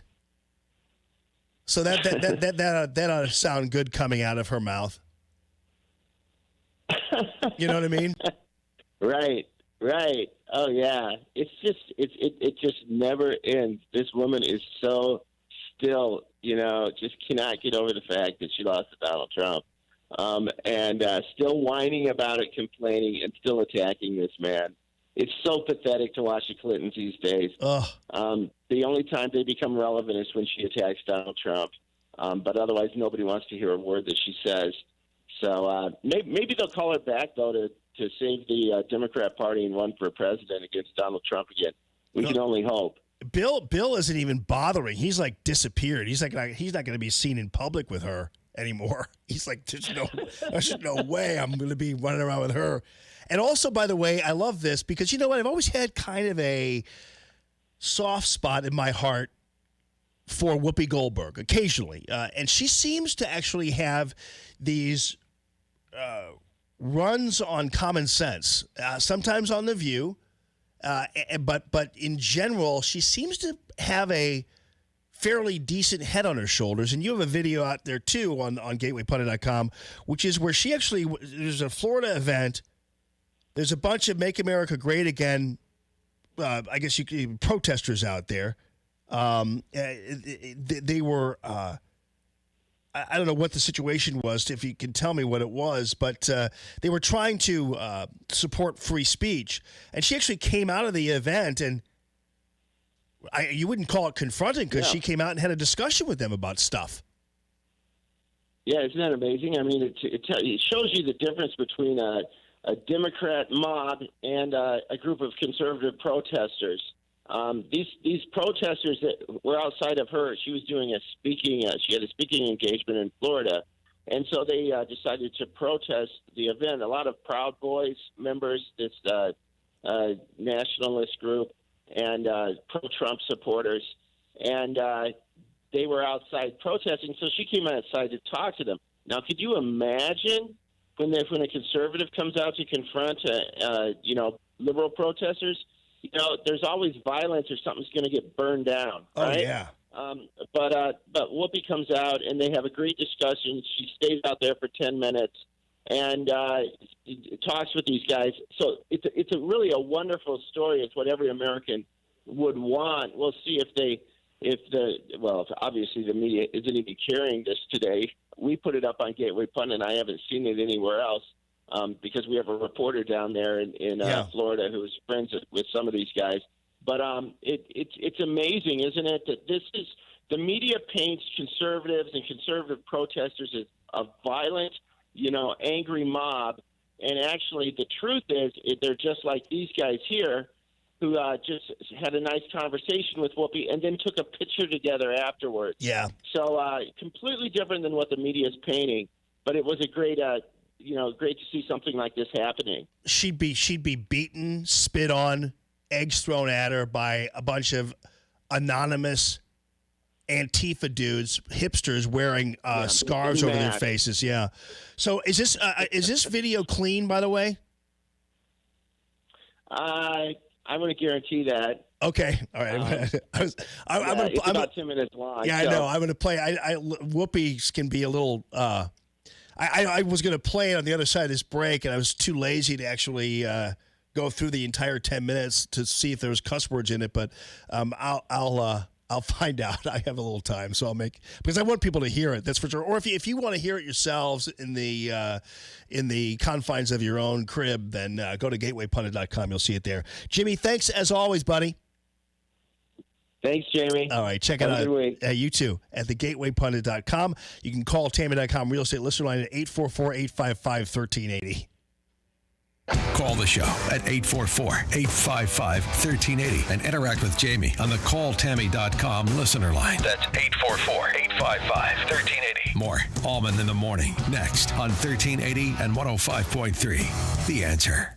Stuck in traffic? We've got the answer on 1380 and 105.3. The Answer. We're looking at some much better roads. We still have a good-sized delay on 270 northbound Gravois to Manchester, but it is easing up a little bit. 44 westbound, that crash we had at Shrewsbury was there for a minute. It's clear. You will still see a backup to Southwest Avenue. And 6440 westbound, Hampton to Laclede Station Road slows. The eastbound side has cleared. 70 good all the way around. We've got midday road work again today, 9 to 4:30 in the right lane on westbound 64 on the Poplar Street Bridge. Traffic is sponsored by Dell. This month, Dell is thanking small businesses with up to 45% off select computers with Intel Core processors. Call 877-BUY-DELL to speak with a small business technology advisor today. That's 877-BUY-DELL for tech advice and one-on-one partnership. I'm Bonnie Green with your St. Louis Metro traffic on 1380 and 105.3 The Answer. Hey, folks, let me tell you something about the white hats at Throttlenet. I call them white hats because they're the opposite of black hats. And I've heard in the internet parlance, the black hats are the guys who use their knowledge of computering for bad. The white hats are the ones who use it for good. Throttlenet would be the white hats, and they basically just keep the black hats away from you. So, first of all, they back up your system, which is great because I guarantee you people who are in the malware business always love to kind of bend people over and say, we're going to ruin your business if you don't pay us a certain amount of money. You could tell them to pound sand because you already have a backup and have to worry about that. So you're malware immunized. And then also, it keeps you from getting hacked in case somebody comes and hacks and grabs information from you. They'll find any kind of hole, any kind of place where you have vulnerabilities by just simply running it through their own system and investigating you, so they're able to actually prevent you from having your business crushed or even stopped down for a while. You are down for a minute in some businesses, and it costs you $5,000 a minute just by not having your operation going. So Throttlenet comes in, they take good care of you. They have a 24/7 help desk. So anytime you have a problem, you go ahead and give them a call, and right off the bat, they're going to go ahead and either do it remotely or come right to your doorstep and get you taken care of. It's throttlenet.com. That's throttlenet.com. Rick Pogue here with Arrowhead Building Supply, the region's #1 specialty exterior building supplier. Arrowhead has the widest range of exterior products, from the most economical and commodity items to our highest-end outside elegance collection. If you need a contractor, Arrowhead supplies products to hundreds of the best contractors and builders in the business. Call us for a contractor referral and rest easy. The Arrowhead Cube Home Visualizer tool means you can upload an actual photo of your home and change it with just a touch of your finger. Now you can be 100% confident in your selections before they are installed on your home. Our product showrooms are the largest and most beautiful in the industry. We make it simple to experience a full range of siding, roofing, window, door, deck, and even stone options for your home or business. Check us out at arrowheadbuildingsupply.com or visit an Arrowhead showroom near you today in St. Peters, Missouri, Peebly, Missouri, and Fairview Heights, Illinois. Arrowhead Building Supply. Building supplies for building success. arrowheadbuildingsupply.com. KXFN St. Louis, K287BY St. Louis. Hey, don't just listen to Allman in the Morning. See the show at theanswerstl.com. Now, more Allman in the Morning on 1380 and 105.3. The Answer. I noticed that I finally found a good place where we could kind of do some nuclear testing, And I think Washington State would be a good place to start. You should see this bill that is moving its way through the Washington State legislature. It's already a vile state. And you should see what they're trying to do to possibly keep President Trump off of the 2020 ballot. So there's no end to the fascism of the left. No end. Pretty unbelievable. So I'll explain that to you, too. And I'll play a little bit of the Whoopi. Apparently, some of it's clean. I can tell that. So, see, Whoopi being nice and conservatives being their usual selves when they're out protesting. All that straight ahead. News this hour from townhall.com. I'm Rich Thomason. Yet another upbeat report on the U.S. economy. Consumer spending surged 0.9% last month. The biggest gain in almost a decade comes as inflation remains in check. The Commerce Department says the March gain was the biggest monthly increase since August 2009. That's a marked improvement after 3 months of lackluster readings in this key segment of the economy. Consumer spending accounts for 70% of economic activity. Incomes grew 0.1% in March, while inflation rose just 0.2%. Overall, inflation has increased only 1.5% over the past 12 months, far below the Federal Reserve's 2% target for inflation. Correspondent Jeremy House. Formal charges could be filed today against a 19-year-old man accused of opening fire Saturday on congregants at a Southern California synagogue, wounding 3 and killing 1 person. Among those wounded in the attack, the synagogue's rabbi. And President Trump spoke with him for almost an hour over the weekend. In a phone call with Rabbi Yisrael Goldstein that lasted 50 minutes, the president offered his comfort and condolences. Later, Mr. Trump praised the rabbi for helping others even after he was injured. "What a guy," he tweeted. Goldstein told MSNBC it was absolutely incredible and admirable for the president to spend that much time talking to him. He said the president was so gracious and generous. White House correspondent Greg Clugston. The gunman who opened fire on a crowd at a cookout in West Baltimore yesterday remains at large. 7 people wounded, 1 person killed in that attack. Democrat Joe Biden to deliver his first campaign speech of the 2020 presidential race in Pennsylvania today. The former vice president scheduled to speak to an organized labor crowd this afternoon in Pittsburgh. Wall Street, the Dow's up a fraction, the S&P 3 points higher, the Nasdaq up 5 points. More on these stories at townhall.com. Stuck in traffic? We've got the answer on 1380 and 105.3. The Answer. One accident causing some big problems right now. 70 westbound jammed up from the King Bridge to before Kings Highway, where 2 left lanes are blocked with that crash. We can see it from the jam cam at Shreve. 270 northbound, heavy. Teston Ferry to Manchester. 55 northbound, Broadway to the Poplar Street Bridge. You'll see a backup. 55 southbound, 64 to the 5544 underpass slowing. 6440 eastbound McKnight to Big Bend, and then westbound side is Hampton to Laclede Station slow, and 70 eastbound Blanchette Bridge to St. Charles Rock tight. Traffic is sponsored by TrainInfo.com Heating and Cooling. Enjoy comfort year-round with a new Train heating and cooling system. At Train, they test so it runs. For a limited time, you can get a great deal on a qualifying new Train system. Visit TrainInfo.com to find your local retailer. That's TrainInfo.com. It's hard to stop a train. I'm Bonnie Green with your St. Louis Metro traffic on 105.3 The Answer. 1380 The Answer. Weather. Today, sun giving way to increasing clouds. We'll see a little rain late in the afternoon and a high of 52. Tonight, mostly cloudy with occasional rain and a low of 43. Tomorrow, low clouds with occasional rain in the afternoon and a high of 57.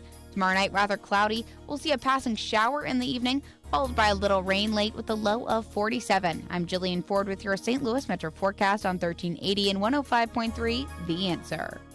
Dennis Prager. The Dennis Prager Show. Texas State University student government votes to ban Turning Point USA from campus. If this student government at Texas State University is representative of students at Texas universities, then the future is bleak in terms of liberty. I'm actually getting angry at people who don't understand what is happening in the country. The Dennis Prager Show. Weekday mornings at 11 on 1380 and 105.3. The Answer.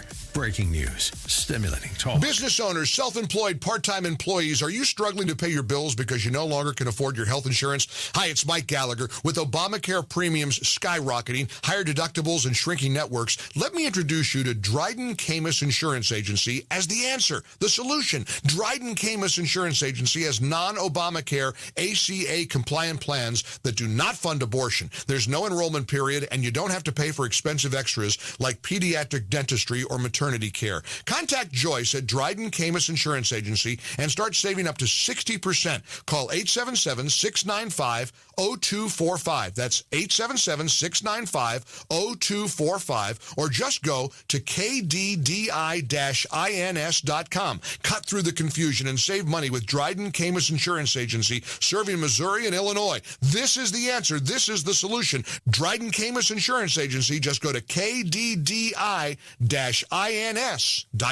This hour of Allman in the Morning is brought to you in part by Dr. Anna Smith. Come see what your smile can be at Dentistry with TLC.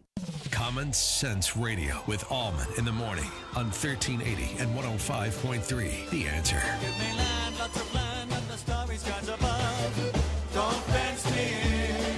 Let me ride through the wide open country that I love. Don't fence me in. Let me be by myself in the evening breeze. Listen to the murmur of the cottonwood trees. Send me off forever, but I ask you please. Good morning this morning, everybody. Good morning. Don't fence me in. Happy Monday. Don't fence me in. Just turn me loose, let me straddle my There might be a chance that you might be seeing some level of discoloration in my arms. So one arm right there, you can see a little discoloration right there. Let me move this microphone. If you're on TV, you're getting a special look here. A little discoloration there in this arm. And then you have a little discoloration there in this arm. This side. That is from my 14-year-old boy. My little George Foreman. You believe that? Gee whiz. Guy's already 5'8". Gigantic feet, gigantic hands. Feet are as big as mine are. Gigantic hands. And lately we've been sparring in the kitchen. But I'm not doing that anymore. Because he's being nice to Dad. Because, first of all, I'm a little Sugar Ray, so I can hop around and do this and do that. I could, because I'm a little smaller than he is physically. Not exactly smaller, but he's a big boy. So he'll spar, but he hits me on my arms. Like I'll pop him in the chest or something. He hits me on the arms when he's not hitting me here. I didn't get a bruise there, but man, that boy's, he's a good fighter, good guy. But I'm just teasing him now. I'm like, I'm not gonna hit you. Every once in a while, he'd come upstairs, do whatever, come downstairs. I'd go boom, and now it's like now I go boom, and I gotta run after I do it. Do a little jab and pell-mell out of there. No, it used to be. It's funny because I think a lot of it had to do with the way when he was a little boy, I put him through the rigors, man. I really every day we were doing something physical, and I remember one time my favorite thing to do was we had one of those little plastic tricycles, like like those little things you run, a little bike that he'd run around in the basement. And he was probably all 3 or 2, whatever. I'd walk behind him. I'd take my hand and I'd swat the wheel of that thing as hard as I could and make him fall over. Sometimes he wouldn't, but you know what? He got to the point where he wouldn't fall over. But I would hit that wheel of that thing as hard as I could, trying to get him off of that thing. But it was a little. Actually, you see Cato and Peter Sellers. It was a little like Cato, because there were times I'd come home and I didn't know where he was, and he was hiding. Be like, Cato? He'd jump out of nowhere on me. So I think so basically what I did was I created a gigantic boy. Aside from actually the genes and everything else. So anyway, that's my story. So if you see me looking like I've been beaten up somehow, that's why. My arms have been pummeled. And believe me, I take enough vitamins, and no amount of vitamin C or D or whatever it is you claim I need to have is going to prevent these bruises from appearing. I'm just telling you. That's all I'm saying. So in Washington State, I said earlier that we could, if we were looking for a place to test nukes, I think Washington State would be the first place to start. Obviously, evacuate everybody out of there and imprison them. Evacuate everybody out of there before you do it. But Washington State has now passed a bill mandating political candidates release tax returns in order to appear on the ballot of Washington State. Now, this is clearly something, in my opinion, that is and would be unconstitutional. But they know it is. But because these jackasses in the state legislature apparently have nothing better to do, which is pretty emblematic of a lot of the people we have elected, they go up to Washington, D.C. and hold hearings on baseball and impeach and do all that kind of stuff. And at the state level, they just involve themselves in nonsense. And then are rewarded for it by appearing on This Week in Missouri or whatever that is that they do at Scott Fall's Show. So anyway, at least 25 states have proposed similar bills in recent years, according to the National Conference of State Legislatures. Wide debate over whether the states have the constitutional authority to make such rules. And the reality is they absolutely do have. They do not have the constitutional right to add to the qualifications of senators and congressional representatives outlined in the Constitution. You can't just simply add a new qualification for the U.S. Senate or Congress. But there are people who say the law is unclear because the Constitution also gives states the power to set rules for how presidential elections are held within their borders. Which is interesting, too, because I love the left, because it used to be that states' rights was always code for you're just a racist and you want to keep slaves. Remember that? Remember the whole states' rights thing? Whenever you talked about states' rights, you were some kind of right-wing crazy. You were some kind of person. Like, remember when Texas at one point was considering seceding from the Union? Remember when Rick Perry was part of all that? And Rick Perry was called a racist, and Texans were all called a bunch of racists because they wanted to have their own Republic of Texas and blah, blah, blah, blah, blah, blah, blah, blah. But they hated it. And they couldn't tolerate that kind of independence, so they decided they were going to go ahead and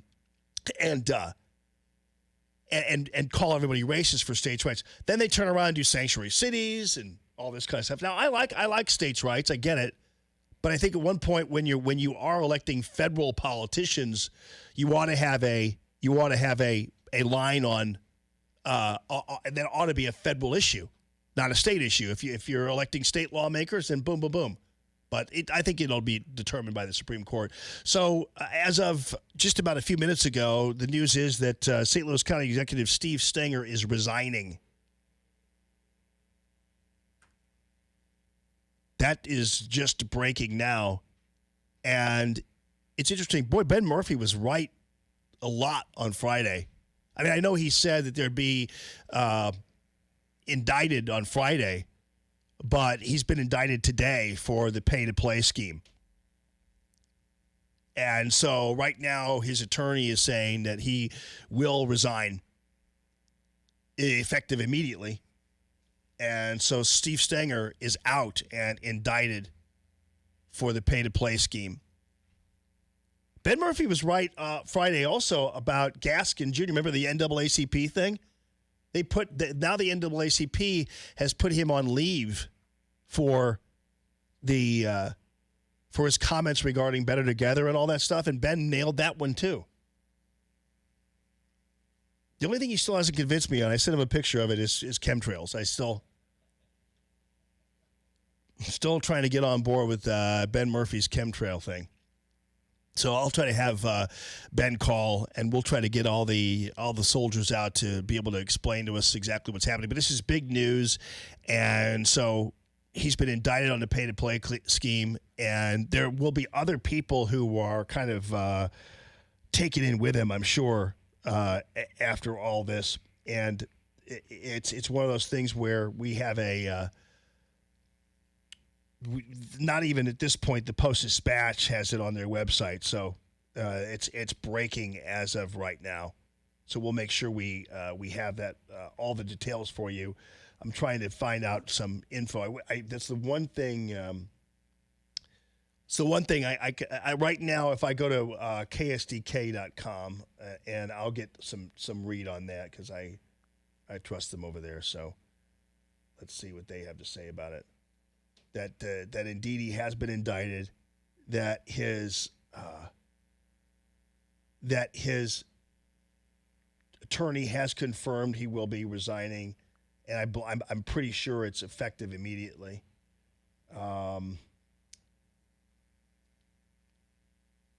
So the indictment was unsealed this morning, and so it was a grand jury that indicted him on 3 counts of mail fraud. Prosecutors say it stems from an overall scheme this is actually from KMOV, scheme to deprive the citizens of St. Louis County an honest service through a bribery scheme. If convicted, each charge carries a possible sentence up to 20 years in prison.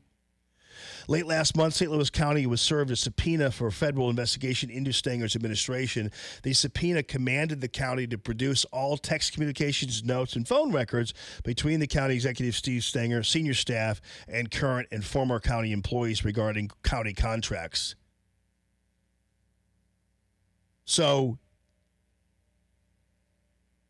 there have been a couple people already who have resigned from the Stanger administration, and Lance Lacombe and Bill Miller. And now the county council is going to be selecting his replacement. This is first of all hard to believe in this environment that somebody, if it's true, and obviously Steve Stanger is innocent until proven guilty. If it's true, surely how you could possibly think that you could get away with this kind of thing is beyond me. And my assumption is that there are some people who must believe in some way, shape, or form. There are some people who must believe that, well, people do this all the time or what have you. And I think what's happened here, and according to some of the people I've been talking to, is that the private communications, or at least the communications that Steve Stanger thought were private, were indicative of him knowingly getting involved in the pay-to-play. And that's the problem with these kinds of things, is that you can claim you're ignorant of the law, but that's never been a defense. But if you have messages and things like that indicate that they'll send contracts your way, boom. So it's almost like this college scandal. It's not beyond the realm of comprehension that there are people who get things done for them as a result of their political action. That's why campaign contributors give, because they're expecting something in return. That's kind of why they give. There's no other reason why campaign contributors give. Some of them, well, they give it because they want a level. They think it's righteous and the country's going to be fantastic and blah blah blah. I get that, but most people, most companies, when they're giving to candidates, they're expecting that the candidate will either lay off in terms of regulation or do something that would help them. I mean, that's just how it works. The difference is when the unsaid becomes the said, then you get indicted. Then you say, you give me money, I'll make sure you got that. keep in mind, too, and Dave, hang on the line there. I'm going to take your call here real quickly. But that said, you also have this thing where like if you look at what's happening with some contributions that are made, it's no different than, for instance, I believe that sometimes it's even installed in the laws that are made. For instance, who orchestrated the St. Louis County law that says that you have to be a unionized shop to get work done, to do work in St. Louis County? But how did that happen? Well, of course, it was because unions supported these candidates. That's why. That's how they got that. Now, again, there are good reasons to have a unionized shop, in my opinion, do a boiler at a school. Because, of course, they're going to be skilled individuals and they've worked by certain standards or what have you.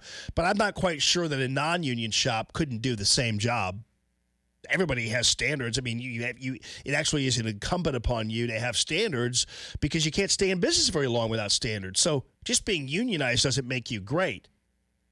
But how did that get passed into law that Boilermakers Local blah, blah, blah is in charge of everything related to boilers in schools and any public project? That was passed because somebody in a union gave money to somebody.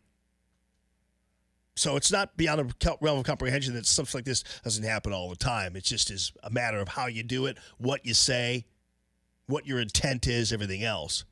So we'll see how it shakes out.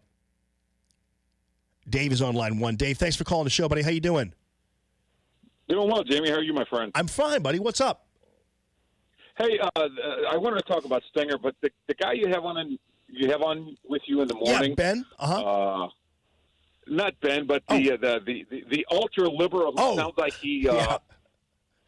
Kaysen. Do you take him out of? Yeah. Do you sign him out of a mental hospital in the morning? This guy, Jamie. When this is a radio show, my friend, but when you have him on, I turn you off because I want to just punch my radio. Yeah, but this see, guy suffers from a severe mental illness. Yeah, but here's the thing. I think sometimes I get both points of this. I sometimes there's a thing where it's like somebody say, "Listen, Allman, I don't tune into you to listen to left-wing crazies because if I wanted to listen to left-wing crazies, I would go to any other radio outlet. So I don't listen to you to listen to left-wing crazies. And I get that point because it's like you go to McDonald's and you want a hamburger. And McDonald's says, "Look, we have bananas." You're like, "Oh, well, I didn't come here for bananas. I came here for a hamburger." Right. You got to stick with your. So I get that. But on the other hand, too, I notice that a lot of people feel like it's cathartic, like we're able to kind of not only hone our own viewpoints, but also elicit a level of verbal, meaningful punishment to the left winger next to us.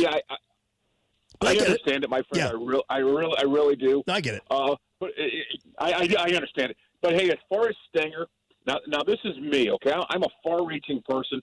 And I look at the most minuscule of things to use. Now, to me, the taint that Steve Stenger has on him right now, fine, I agree with you, innocent until proven guilty. However, let's look at now this better together. He stinked up. What nice language. He dropped a hot one out there in St. Louis County. So we need to start looking at this better together. And I want the feds to come in and start looking at Rex Squinfield. Because what's the difference if Lori Loughlin paid for her kids to get into college, and Squinfield's trying to buy the city and county and put it together? Well, listen, that might already be going on. I mean, you never know. I mean, there's a lot of questions about how this suddenly became a better together thing. All of a sudden, where they were suddenly the arbiters of all things merger. And how politically that came about and how that all thing happened. And so I wouldn't be surprised at all that there might be some angle there that we've yet to see revealed. So I would keep your eye on this. my friend, I know you will hold their feet to the fire. Can you say hold the feet to the fire, or is someone going to take me literally that you're going to put their feet to the fire? Just don't say hot poker, or you can, but just, you know what I'm saying. You know what, Jamie, I held back because I was going to say I could get you a new sponsor for the show. It's an ornamental fire that features a free hot poker. Yeah. But I didn't go there, my friend, because, I don't want you to get thrown off, so. Dude, I think that's perfect. If somebody really wanted to do that, I'd certainly. I don't want to put my words into the mouth of like a Forshaw, but I know they have that kind of equipment there. Jamie, it's glad to have you back. I was listening to you whenever you got your podcast up. I enjoyed it. The only complaint I had is I wish you would have archived them that way for people who couldn't have got you live. We could have listened to it later in the day because there's about 3 or 4 shows in St. Louis, including yours, that I listen to, because all the rest of them is crap radio. Yeah, thank you, buddy. Well, Dave, thank you for your loyalty, and thanks for caring enough to call in and even just kind of give me some mild criticism, if you want to call it that, or just your opinion about it, because I value it and I understand it. So just trying to balance it all out. Friend, I understand why you have them on. I really do, because that makes sure that you're going to work even harder having that left-wing loon next to you.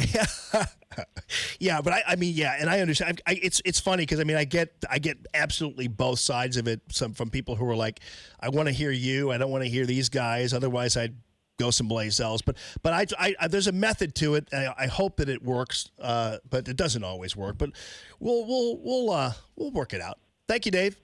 Well, thanks, buddy. Yeah. Take care. Have a great day. Okay, thanks for calling the show. That's awesome. Yeah, I would get a little. You gonna be too much to get like a fireplace? I think they probably wouldn't do that. We'll see. Yeah, the whole Better Together thing, it's kind of awkward too to a certain degree because we're actually right next door to Better Together. Our studio is. Like they can basically hear me, essentially. But still, there's going to be that component there where there's going to be, it might already have been, I don't know. The whole thing was so too easy to see what was going on. It became kind of like, wow, how is this all of a sudden this thing? And why is it just one group? I don't know. We'll see how it all works out. Your phone calls are welcome. Call Taman.com. Real estate listener lines 844-855-1380. More Allman in the Morning coming up on 1380 and 105.3. The Answer. We doing Banner right here? Is that right? Because let me tell you something about Banner Construction and what they have to offer you with the James Hardy fiber cement siding. If you've had a chance, like I have actually, do you kind of like do that spring walk around the house? You're like going, I need to paint that, need to take care of that, need to restain that kind of thing. Then you might have noticed that your outside is looking kind of paltry and not very good, and you want to spruce it up a little bit. The James Hardy fiber cement siding is a great siding opportunity for you. You can do part of the house, you can do the whole house, whatever it happens to be, but this siding is really going to not only increase the beautiful curb appeal of your home, but also to your own self. And it's also going to help save you on the heating and cooling bills because it is fantastic when it comes to its insulation quality there. And it's going to last half a century. So it's absolutely just amazing when it does, and it'll increase the value of your home if you care about something like that. So the James Hardy right now is going like hotcakes, and the Hardy Company as Banner as the preferred installer of James Hardy. So you've got the people who make it wanting Banner to be the ones who install it. That's pretty high cred right there. They'll do anything for you, though. They've done a roof for me. They've done vinyl siding for me. They'll do decking for you, whatever it happens to be, fencing, you name it. They'll take care of you at Banner Construction, the original supporters of the Allman in the Morning Show going all the way back 17 years. It's bannerconstruction.com, 314-569-1050. Imagine doing one thing that gives you an entirely different perspective about your place in the world. Think it would be worth it? Dennis Prager here, inviting you to join me for a 10-day Stand with Israel tour, a tour through the land of Israel in December 2019. Come with me to get first-hand insight into Israel's fascinating past and promising future. Walk the ancient temple steps, sail on the Sea of Galilee, and so many more unforgettable moments. Return home inspired, renewed, and empowered. If you've ever dreamed of seeing Israel, this is your opportunity with expert guides and important lectures at key sites. We'll be together in the comfort and safety of luxurious accommodations the whole time. Join me for a life-changing adventure to give you a renewed sense of purpose. Join Dennis Prager and Mike Gallagher for an unforgettable guided tour through Israel this December 2nd through 11th. Book your trip now at theanswerstl.com.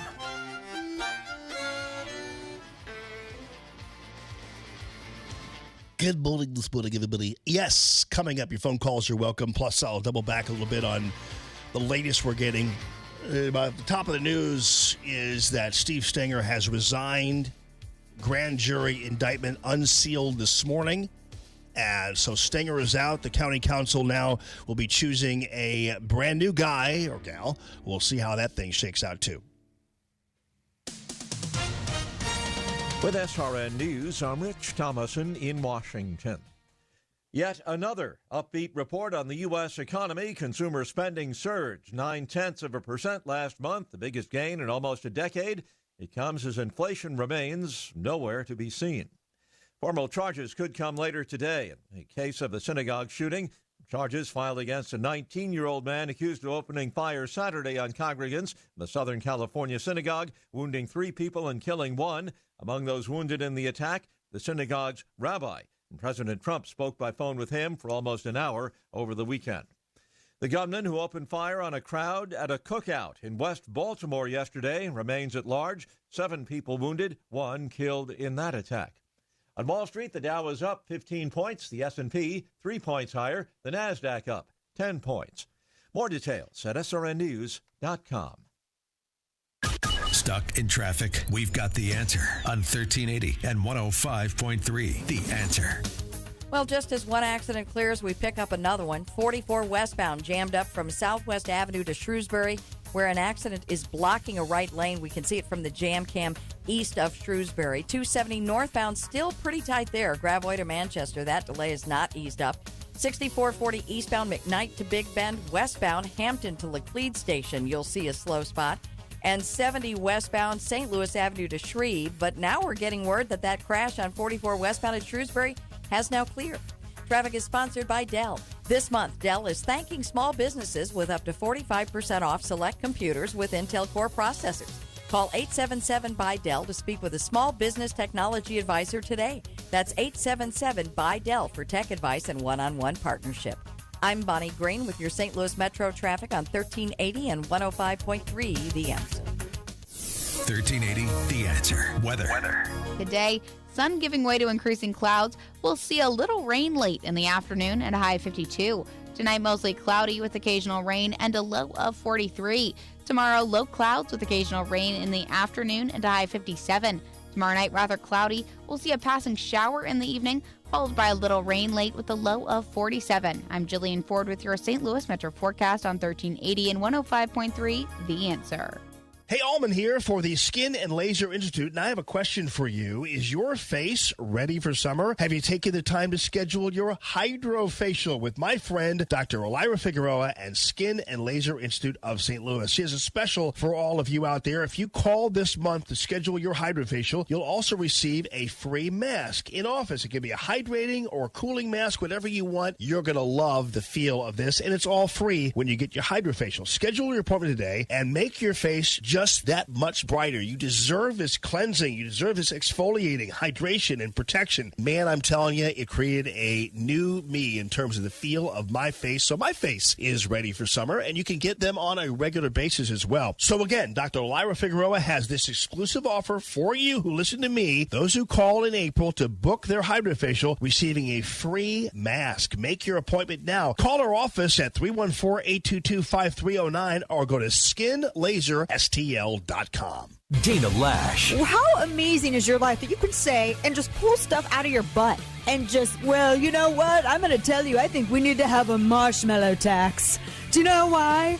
Because the marshmallows are too damn delicious and they make people fatties. And so we just need to tax them. Tax them for the people's own benefit. It's like she just sits around and says whatever pops into her head. The Dana Show.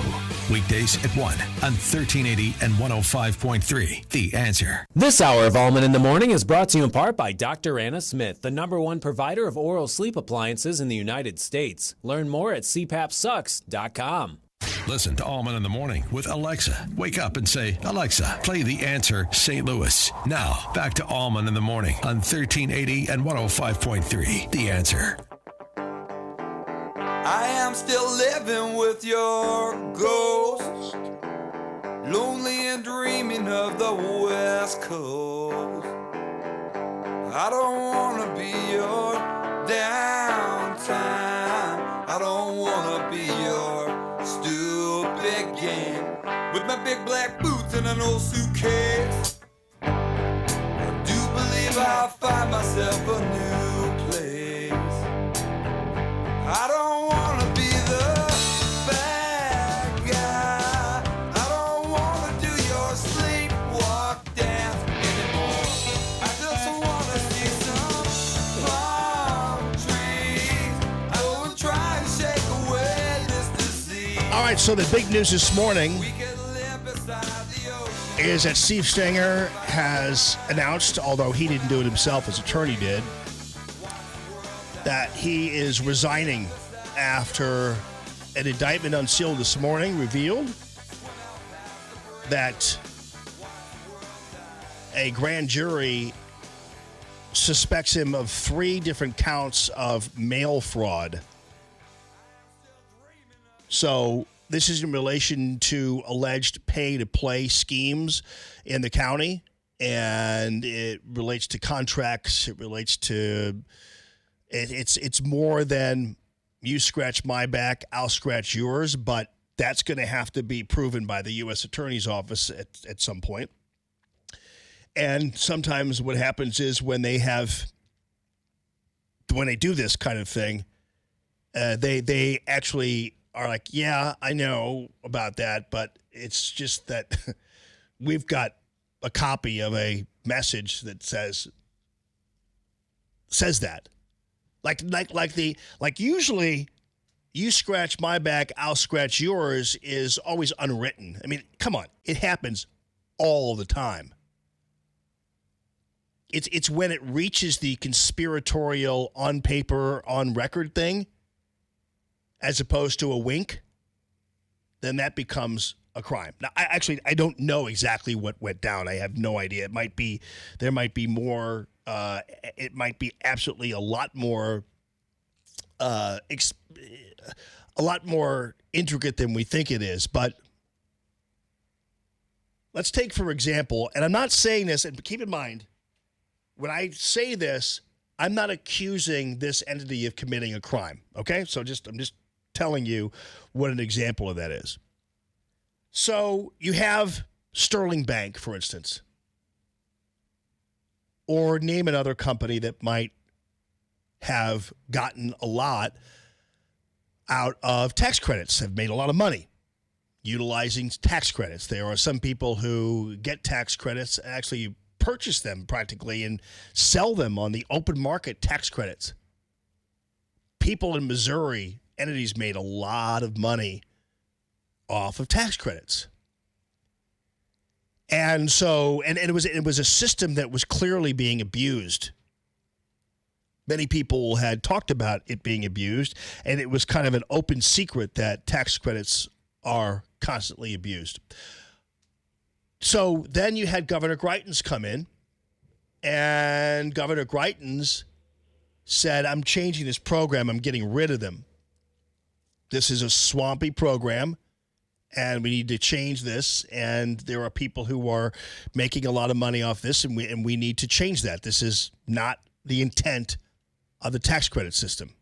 I'm talking about they were all building, public housing and that kind of stuff. So that, of course, drove everybody crazy, because whenever you are taking money from people, making gobs of it off the government, they get very angry. They get that you're killing them. You're taking out. You're taking their money away from them, and usually human beings, that's the most important thing ever. And so when you're taking money from them, it makes them angry and drives them crazy. Then let's say that you are a publication or a TV show that is sponsored by then Sterling Bank. what is your position going to be on tax credits, and what's your position going to be on Governor Greitens? Well, you're not going to say what your position is on tax credits, but you will say what your position is on Governor Greitens, because you don't want to tell people your position on tax credits, because then it'll give away all your reasons for hating Governor Greitens. That's how that works. So, or let's say you are a politician and you are receiving money from people who make money off of tax credits. That's where the feds ought to be. That's where the feds really ought to be. Make money off of tax credits. Well, you're gonna fight Governor Greitens. And you wonder, why are all these Republicans so angry at Governor Greitens? And again, keep in mind that Governor Greitens, he will tell you, and I remain a loyal friend of his, and I love the guy. But they will, at this point, tell you that in some way, shape, or form, that they suddenly, you're like, Republicans, why are you so angry? They'll say, well, it's because Governor Greitens is immoral, because he had an affair. And so that suddenly becomes a thing and an issue when they don't care. What are they doing over there, by the way, at Better Together? Maybe actually they ought to be indicted. But anyway, you're hearing that it's just people who apparently having a big party. So anyway, they'll tell you that it's all about morality. And then funny thing is, you have a guy like Scott Fawn who does his TV show and his publication, the Missouri Times, whatever it is. He's a convicted felon, on KMOX radio talking about morality. It's like nobody buys that for a second. But of course, it wasn't about morality at all. It was about money. It always is. Then you had a bunch of Republicans who were all coming to the fore, and they too were having all of their news conferences and standing in front of microphones and things like that. And so the situation there is, when you are doing that, you're like, well, why are you? We have a Republican governor who's a reformer here, who's wanting to drain his swamp, but they didn't like that. You know why? Because they were all getting money from people who benefited from tax credits. And so that was what this was all about. The governor has resigned and left because of tax credits. No other reason. You talk about pay to play, you talk about things like that. And again, I'm not accusing these people of a crime, but what's the difference between buying votes and buying political action and buying contracts? It's the same damn thing. It's just what they do. The savvier people, and Stenger apparently, if he's guilty of this, and he of course is innocent until being proven guilty, if this is happening, then at that point the problem with Stenger is that he talked about it. That's the only difference. Because for the most part, it's unspoken. It's all stuff that is not talked about. It's just there, and you can tell, and any kind of connections you make would only be connections that you make because you feel that way, but there wouldn't be anything on paper.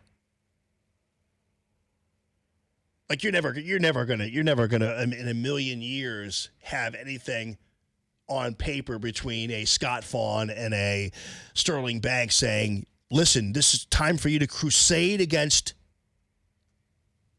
Governor Greitens because we pay to keep your show on, and you have all your puppets and your minions and your pigeons on your show, and then give them all awards at your banquet. Boy, I want to go to that banquet one of these days. I'll be a fly on that wall. Of course, I'd be probably among many flies on the wall in whatever place Scott Fawn happens to be inhabiting. I'd have to swim my way past all the other flies Just saying. So anyway, but it's a matter of what's spoken and unspoken. And so there's a lot of this stuff that goes on that could be probably criminal, but the problem is it's not, because, and I'm not saying again these people committed crimes. I'm not accusing them of committing a crime, but nonetheless there's a subtle difference. It's like the people in the college scandal. It's like Lori Loughlin. I mean, I actually believe her when she says that, I don't know, I thought people do this all the time. and she's right. They do. They absolutely do. All the time. And so, but the problem is when you actually create a mechanism and an operation, then you're going to get nailed, because you're doing all this via mail, via messaging, via phones and texts and letters and stuff like that. Then suddenly you've got an operation going, and that's when you get into trouble. Because in the past, some guy builds a library on a university, or contributes as an alumni $20,000, $30,000. Oh, actually, the only thing that actually is surprising to me is how much money they spent. Normally, I didn't think it normally would take that much, but because I guarantee you, an alumnus would give $15,000, $20,000, $30,000 to the university. You don't think that guy's kid is getting in? Right? Am I right or am I wrong, Phil? That guy's kid is getting in every single time. So I can't figure out what the difference is. It's apparently it is a fine line, and you could say it's wrong either way, but it is a fine line. So I imagine that in order for them to get to the point where they'll indict a St. Louis County executive, there must be something that is absolutely just dead to rights, pay to play, quid pro quo. More than that, quid pro quo actually indicates more of a nonverbal type of thing. I was taught in high school it was called tit for tat. Yeah, right. And so, I don't know, but it seems to me that if you go to the length of actually indicting a county executive, there's something that's on paper somewhere, and something in a message and all that kind of stuff that's somewhere. And the only surprise will be that somebody was dumb enough to do that and be on paper. And that's just probably because Stanger and the people around him are not skilled like some of the other people are at hiding this stuff, because this happens all the time. I said earlier that there's a really interesting law in St. Louis County that mandates that anybody doing public work for St. Louis County must be unionized. It must be a union shop. Now, how do you think that happened? It happened because unions supported the politicians who passed that into law. It's really easy. That's not a crime, right? That's the way it's been done. And in fact, I would think that, if you're a union and you even have corresponded with somebody saying, hey, listen, we're going to give you this, we're going to support you because you're on our side, then off to the races you are. That seems to be a very common thing. But again, it's kind of a fine line as to what's legal and what's illegal. But believe me, some of the things that remain legal will turn your stomach. Some of the things that are kind of like the unheard of things. And what happened with the Greitens thing is a pretty good example of how that whole thing works out, where Greitens obviously gave them the ammunition because he was involved in that kind of thing. So he left himself vulnerable there. But, these guys these people, it's about dark money. It's like, no, it's not.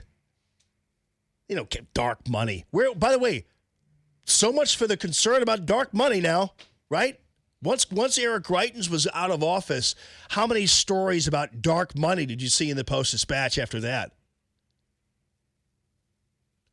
how many blatherings from Shamad Dogan and all the other Republicrats out there about dark money.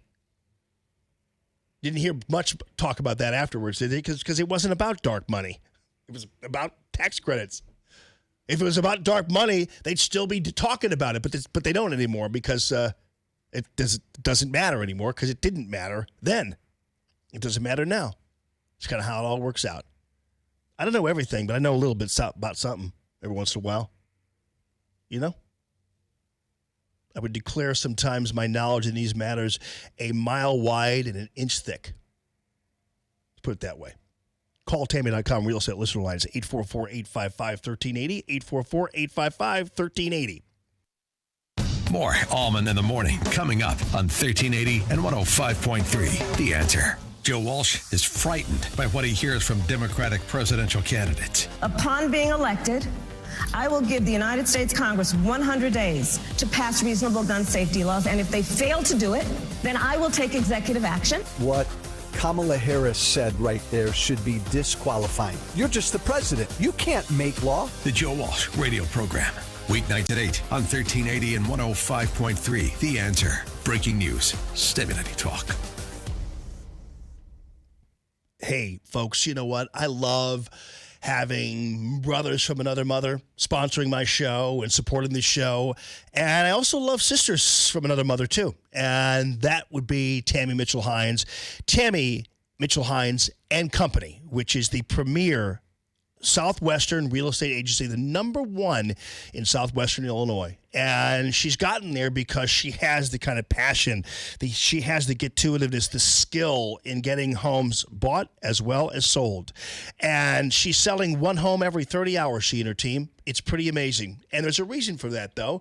She takes really good care of her people, her salespeople. I could see that when I went over to her beautiful office there in Columbia. Alive. And her staff is happy and energetic and ready to rock and out the door in cars that she purchased for them to use. So they don't have to worry about the insurance and the gas and the this and the that. She takes care of her people because she wants them to focus on one thing, and that is selling homes and buying homes. And that's why she's so good at what she does and her team so good at what they do. And it's not just that she's treating her employees, her people right, her staff right. It's treating you right. As a home buyer, as a home seller, because she was the first one in the area to come up with this great idea. Hey, let's actually throw in a moving van to everything. So when people want to move, we help them move, and we've got the moving van available. People have since copied it, but it's a good idea, so why not? Why wouldn't you? It's Tammy Mitchell Hines and Company, and I'm telling you, they're going to pull out all this stuff. And it doesn't matter what price of your home is. It doesn't matter how low a price it is or how high a price it is. She deals with everybody. So she's not a stickler when it comes to, I'm sorry, I'm not going to make it. She helps everybody, which is why, again, she's the number one independent real estate agency in Southwestern Illinois. And on top of that, as the number one independent, that means also she has no one dictating what she does or how she does it or anything like that. It's all Tammy all the time. Tammy.com. Call Tammy.com is the website for her. And thank you, by the way, Tammy Mitchell Hines and Company for sponsoring the listener line, which happens to be 844-855-1380. Call Tammy.com. KXFN, St. Louis, K287BY, St. Louis. Greetings, St. Louis. This is Matthew Mitchell of the Matthew Mitchell Allstate Agency. Excited to welcome Jamie Allman back to St. Louis Radio. As a longtime supporter and sponsor of Allman in the Morning, my goal as his trusted advisor is to make sure that you are in good hands. With over 70 years of combined staff experience, my team of agents and I know how to make sure that you get the best value for the money you spend on your insurance. Is your insurance company currently hiding behind a website, out of town, or just a call center with no accountability to you or our community? Would you like to speak to the same person every time you call? Is there a new roof on your home? Do you have a teenage driver in your family? Has your credit score improved greatly over the last few years? You can email me at matthewmitchell@allstate.com, or you can call my agents at 855-QUOTE-ME. Folks, there is safety in numbers. Put the power of Allstate to work for you as America's largest and strongest insurance company. This is Matthew Mitchell of the Matthew Mitchell Allstate Agency. Again, the number to call is 855-QUOTE-ME. All right, friends. You know what? Let me tell you something about your sleep and why it's so important for you to have the number one pillow and the number one sheet or set of sheets that you're going to find anywhere in the land in terms of comfort and in terms of adjusting to your neck and your body and everything else. The MyPillow brand is fantastic. Mike Lindell, one of you guys, as you know, and Mike has the MyPillow available to you at 30% off when you drop my name. That's right, mypillow.com/Jamie. You're getting 30% off the Fertile Crescent cotton sheets. Yep, these are from the Fertile Crescent. Mike Lindell brings it back here. High thread count, sleeping you softly, coolly, and 30% off when you drop the name Jamie as your code. MyPillow.com/Jamie. On top of that, my friends, you also are getting the MyPillow set, which is 2 beautiful pillows plus 2 to-go pillows that you can take with you when you travel, and that's all free shipping, everything, just blowing out all the stops for you there with the code name Jamie. So MyPillow.com/Jamie. Imagine doing one thing that gives you an entirely different perspective about your place in the world. Think it would be worth it? Dennis Prager here, inviting you to join me for a 10-day Stand with Israel tour, a tour through the land of Israel in December 2019. Come with me to get firsthand insight into Israel's fascinating past and promising future. Walk the ancient temple steps, sail on the Sea of Galilee, and so many more unforgettable moments. Return home inspired, renewed, and empowered. If you've ever dreamed of seeing Israel, this is your opportunity. With expert guides and important lectures at key sites, we'll be together in the comfort and safety of luxurious accommodations the whole time. Join me for a life-changing adventure to give you a renewed sense of purpose. Join Dennis Prager and Mike Gallagher for an unforgettable guided tour through Israel this December 2nd through 11th. Book your trip now at theanswerstl.com. Hey, want to talk with Jamie? Call 844-855-1380. 844-855-1380. And interact with Common Sense Radio. This is Allman in the Morning on 1380 and 105.3. The Answer. Then I won't want you. Everything's gonna go my way, and I won't need nobody. I'm gonna be a real gonna get. Then I won't want you. You can cry. You run ha ha ha ha. You be wondering why I don't look at you. Nothing better than Fast Domino, people. Come on. I'm gonna be a wheel someday. I'm gonna be somebody. Well, I mean, there's some things better than Fast Domino. Then I won't want you. Just saying. Dude, when this song came out, people just had never heard anything like it before. Nothing. What you look at me like that for, man? Kind of yakety saxy. It is, but I think that came after. Yeah. They didn't hear that. They never heard that bazooka thing going. What is it? A saxophone? Yeah. They rarely heard a saxophone played like that. I mean, this beat is so fast. It's like they're like, what? That's kind of a jam, actually. Then I won't want you. Everything gonna go. Then Elvis said, "I'll take that." Right. I'm gonna be a real gonna get. Then I won't want you. You will cry. Mr. Domino, I'll take that. Thank you very much. This is a very different kind of groove, but yeah. Good morning this morning. So anyway, Phil and I were talking about the air because somebody had suggested, okay, so who was going to replace Steve Stenger? The county council, which I think is a fairly mixed bag, but everybody's going to say, well, who's going to replace him? I know Ben Murphy posited, and Ben actually was right. In fact, I do believe actually technically Ben was on Friday when he said that Stenger would be indicted Friday. There's a good possibility that Stenger was indicted Friday. It just unsealed this morning. So Ben might have been like exactly right. Who knows? Then he was right about the NAACP guy. I don't know. Ben the Sage. Texted him yesterday about that. Now I got to text him again and say Ben the Sage. Except, dude, airplanes are not squirting mist on us. I'm just dude, 5G, dude, 5G. I know. Love that guy, but I know he doesn't. I'm just kidding you, Ben. Don't get all mad. Yeah, is he? I guess he doesn't want me to come in. Because I actually should have Ben on the air tomorrow. Got to come in early to celebrate his victory. How about this for a butt-tightening moment tomorrow? When I have to ask Judge Napolitano whether it's true that he asked Donald Trump to appoint him to the Supreme Court, and whether it's true that he asked on behalf of that idiot Shepard Smith's friend for a pardon. I'm actually a little uncomfortable with that whole prospect, but I don't think the judge has addressed any of it right now, so we'll see. I'm going to have to ask Gary whether or not he's going to still be on with us. Have a great rest of your day, everybody. News this hour from townhall.com. I'm Rich Thomason. Apparently, Americans are feeling pretty good about the state of the economy and the condition of their own personal finances. Consumer spending, a key driver of the U.S. economy, soared in March. Spending actually dropped last December and was anemic through January and February, but consumers loosened up last month. The